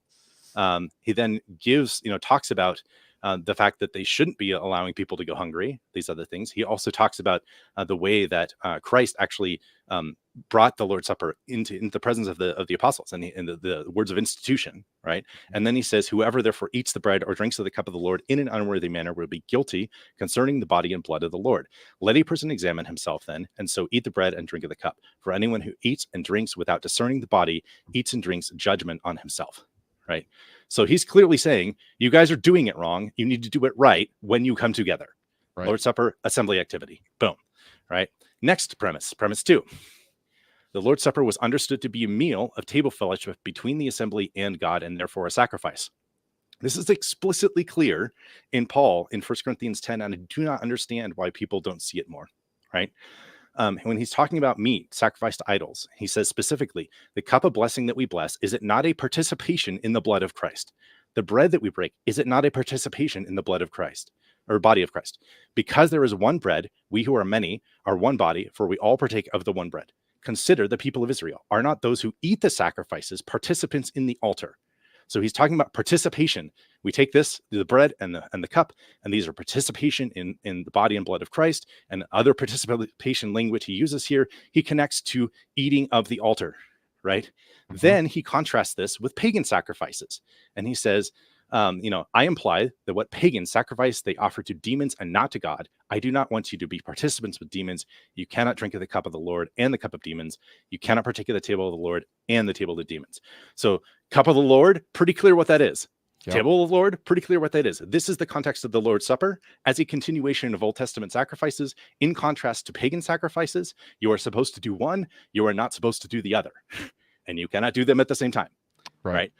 Very clear, right? And we have not only the elements, but we have an altar mentioned. We have the idea of connecting the table and the altar, and that means these people are participating in the sacrifices. Yeah. Right. Okay. So that's premise 2. Premise 3, the Lord's Supper was understood to be a transformation of the Passover. This is abundantly clear. Paul himself says, Christ, our Passover lamb, has been sacrificed. Let us therefore celebrate the feast. We also have Jesus' words of institution and the Last Supper in Matthew 26, Mark 14, and Luke 22. That's all of the synoptic gospels, right? So they seem to think this is important. And what do they have to say about this? Let's go look there. On the Feast of Unleavened Bread, mentions of Passover, right? Jesus gives blessing. He gives thanks, which, by the way, is Eucharisteo or Eucharisteo. And we talk about the blood of the covenant poured out for the many for the forgiveness of sins. So if we want to talk about remission of sins and the Lord's Supper, there's a conversation to have there. It's not coming out of nowhere. It's the idea that this is connecting into the actual sacrifice of Christ, right? Then they sung a hymn. They went out on the Mount of Olives, right? So Jesus himself connects this to Passover, right? Now, what do we have with Passover? If we actually look at Luke's gospel, a lot of this is the same, but notice 2 differences here. One, he says new covenant, right? So he's pointing out that it's new. And that's not new like don't remember the old, but literally new as point back to Jeremiah, right? Point back to the new covenant God is going to have with Israel that will then also include the Gentiles, right? But he also includes this phrase, do this in remembrance of me, which is what everyone will say when they say this is just a memorial, right? This is all we're doing. It's just a memorial. It's just a symbol. It's not a sacrifice, et cetera, et cetera. Okay, let's look at that a little further. So what do we see with this term if we look in the Septuagint? We see 2 places in the Septuagint where the term, the use for memorial in Greek, is connected to the sacrifices.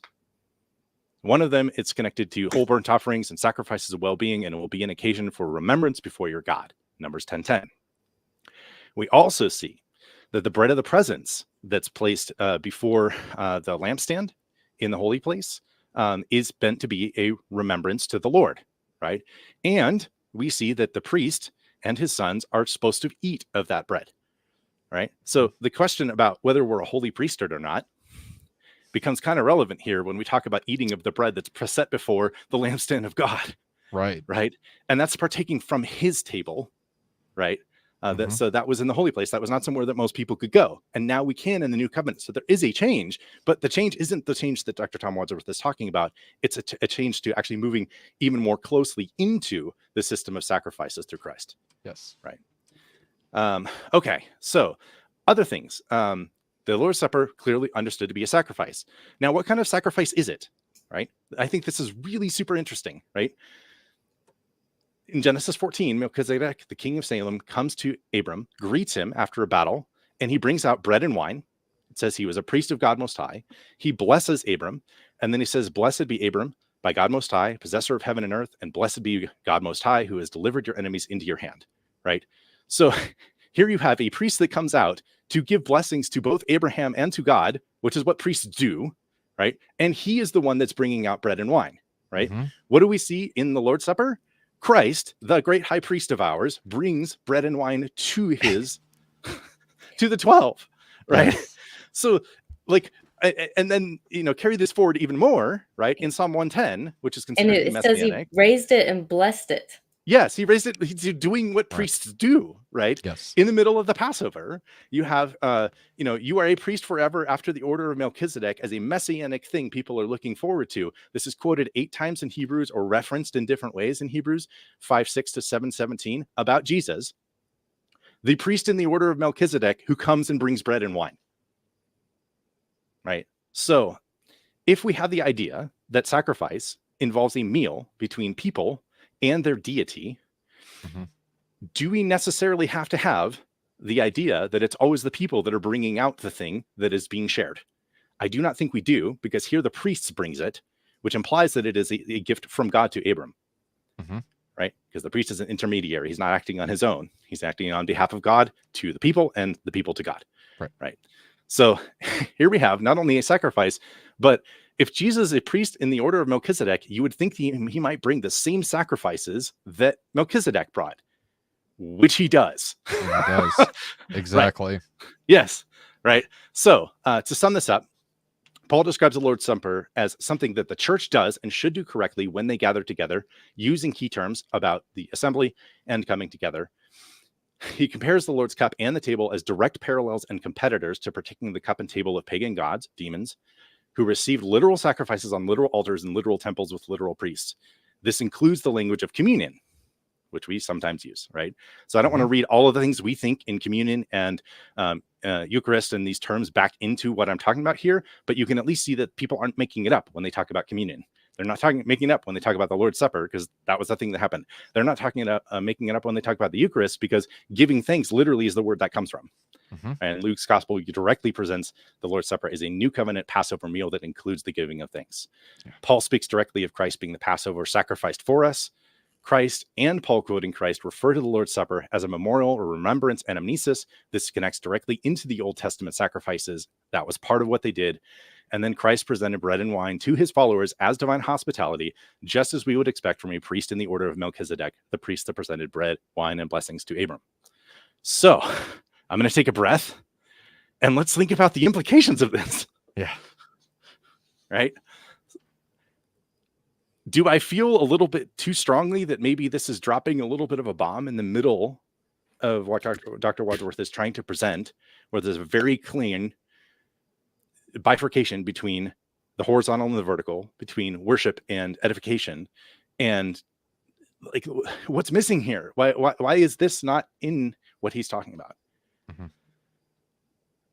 I don't know. Well, and like I think the Lord's Prayer also is like a really great way to summarize that as well, because he does take he contends with the idea that the Eucharist is used for the remission of sins, where like remission is an economic term to like be remitted from debt, and And then, but forgiveness is a term that is related to, is not an economic term, right? But you have the Lord's Prayer. If you mess it up, if you're at a trespasses church and you go to a debtor's church, Yes. and you don't get it right, well, it's because that economic idea then becomes like kind of substituted at different points in the Second Temple period for sin, like being more of an economic reality than like a weight-bearing reality, where it needs to be forgiven or the weight needs to be released, right?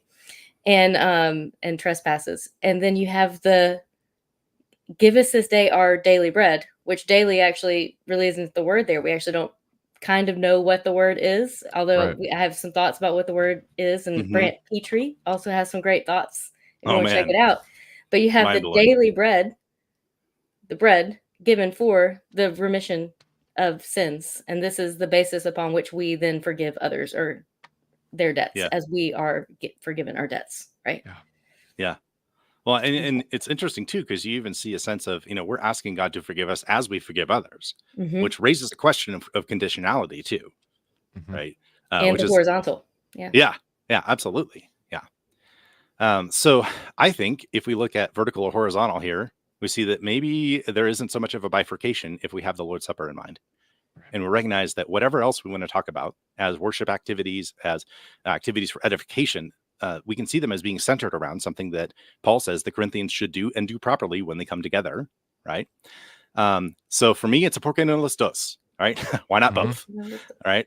And that also then starts to ask questions about this, because when he says that the Lord's Supper was not really seen as a sacrifice until about the 100s, I think we have pretty clear evidence that it was understood as a sacrifice in the New Testament. Yeah. Right. Okay. Same question. Table began to be seen as an altar. Paul connects the table and the altar together in 1 Corinthians 10. And if we actually go back into what Spencer was talking about, there is no sense in which an animal was slaughtered on the altar in the temple in Israel. That's not what the altar was for. The altar was for offering up the food portions of the animal, the portions of the animal meant for God, which often involved oil and salt and wine and grains and other things that would go along with food, offering it up to God and fire, right? So it's an ascension up to him, right? So now, okay, table, altar, that doesn't really make a lot of sense when you have this understanding of sacrifice in your head.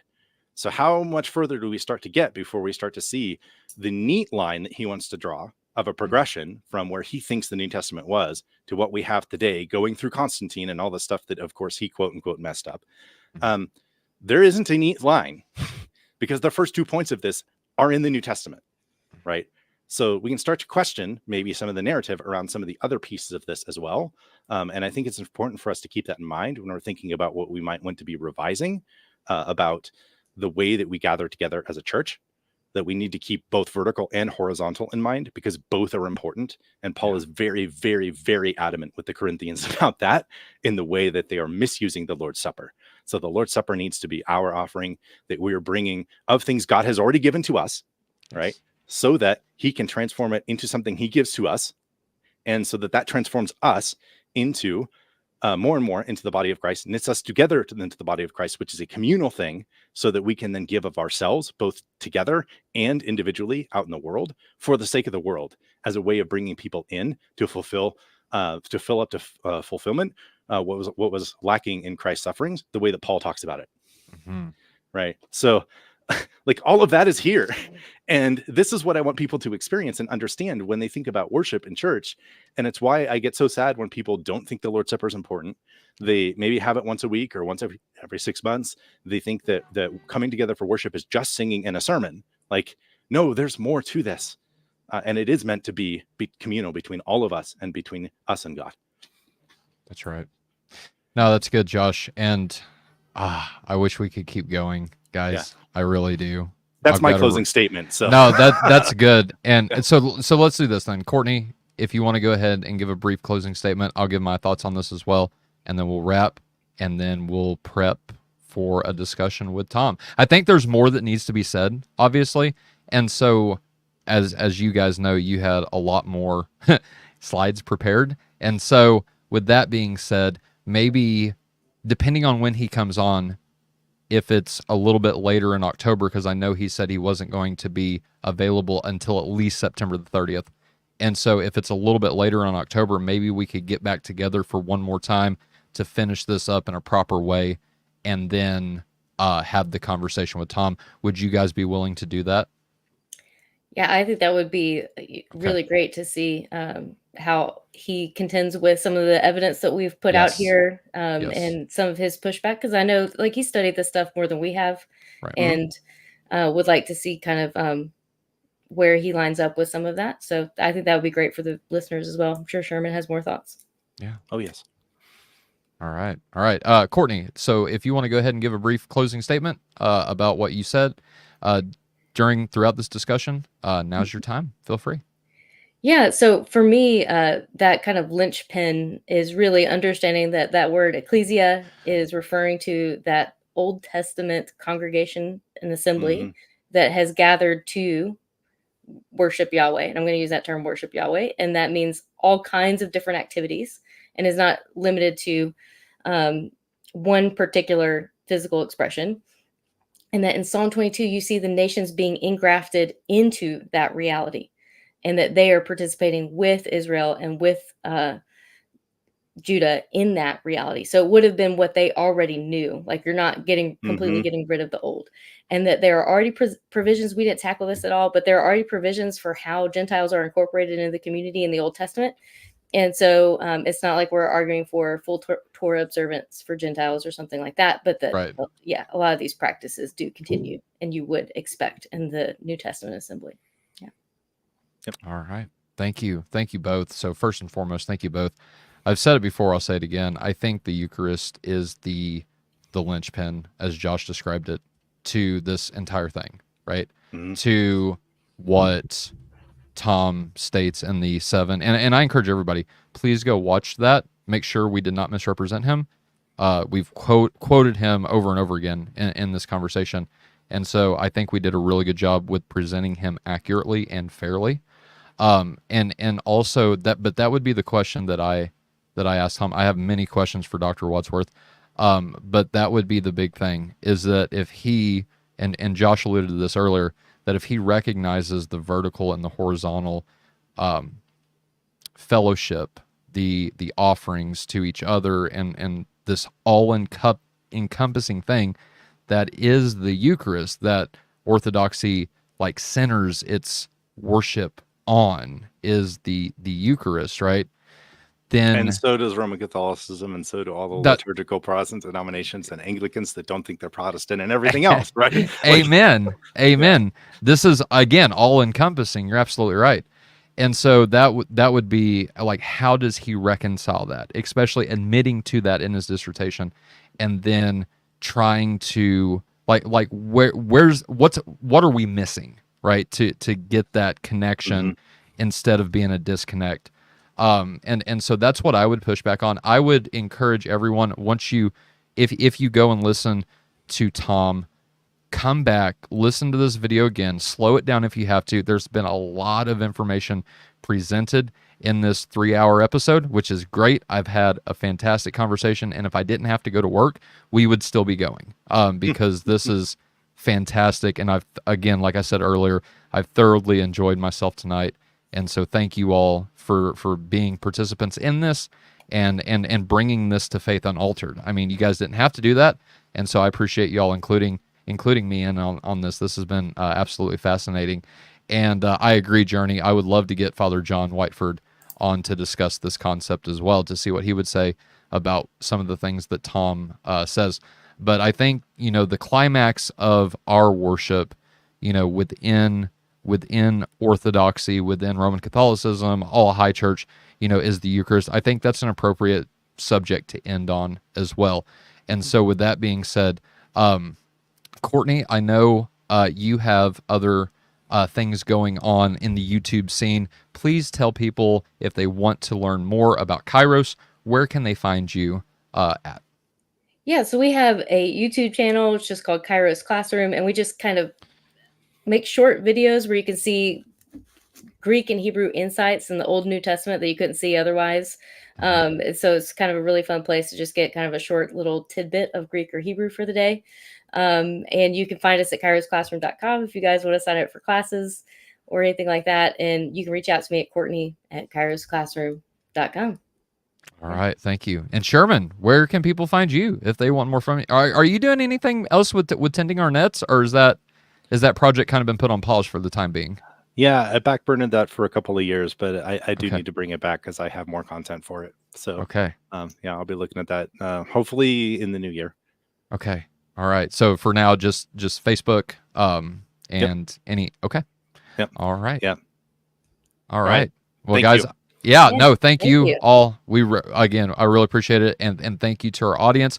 If you like this content, again, please subscribe to the channel and subscribe anyway if you like what we were talking about tonight, to see and to be notified when we do go live with Tom. Again, that's not going to be until after September 30th, but it is in the works. And so if you've enjoyed this, if you've enjoyed what Tom has said in his 7-part series and his dissertation and the rest of his articles, please subscribe to the channel to get that notification on when we do go live with him. I've got a feeling if it's anything like this discussion, it's gonna be in depth and it's gonna be edifying, and we hope that it glorifies God and our worship of him by doing this. Please feel free to, again, subscribe to the channel if you haven't. Consider joining our memberships for the low cost of $2.99 a month. You can have first access to videos that we release before just regular subscribers do. And that's for the laity tier. For the clergy tier, for an extra $2, so $4.99 a month, you can have access to recommending, and I say recommending because I don't want to say demand, but if you recommend content for us to do, then we will do it. Like the topic, we get a lot of recommendations, but for our members, if you sign up for the clergy tier and you want to see a video or a topic discussed on Faith Unaltered, please do that. And if you recommend that, we will again put that out for you. Also, like I said, you get early access to videos. We're going to do our first members only live stream here in October. I don't have a date yet, but we will get that, and I'll let people know when that's going to be. If you want more from me, you can follow Faith Unaltered on Twitter, TikTok, where we release exclusive TikTok content, as well as on Facebook. Just search Tyler Fowler. You'll see a picture of me with my beautiful little daughter, Kelsey.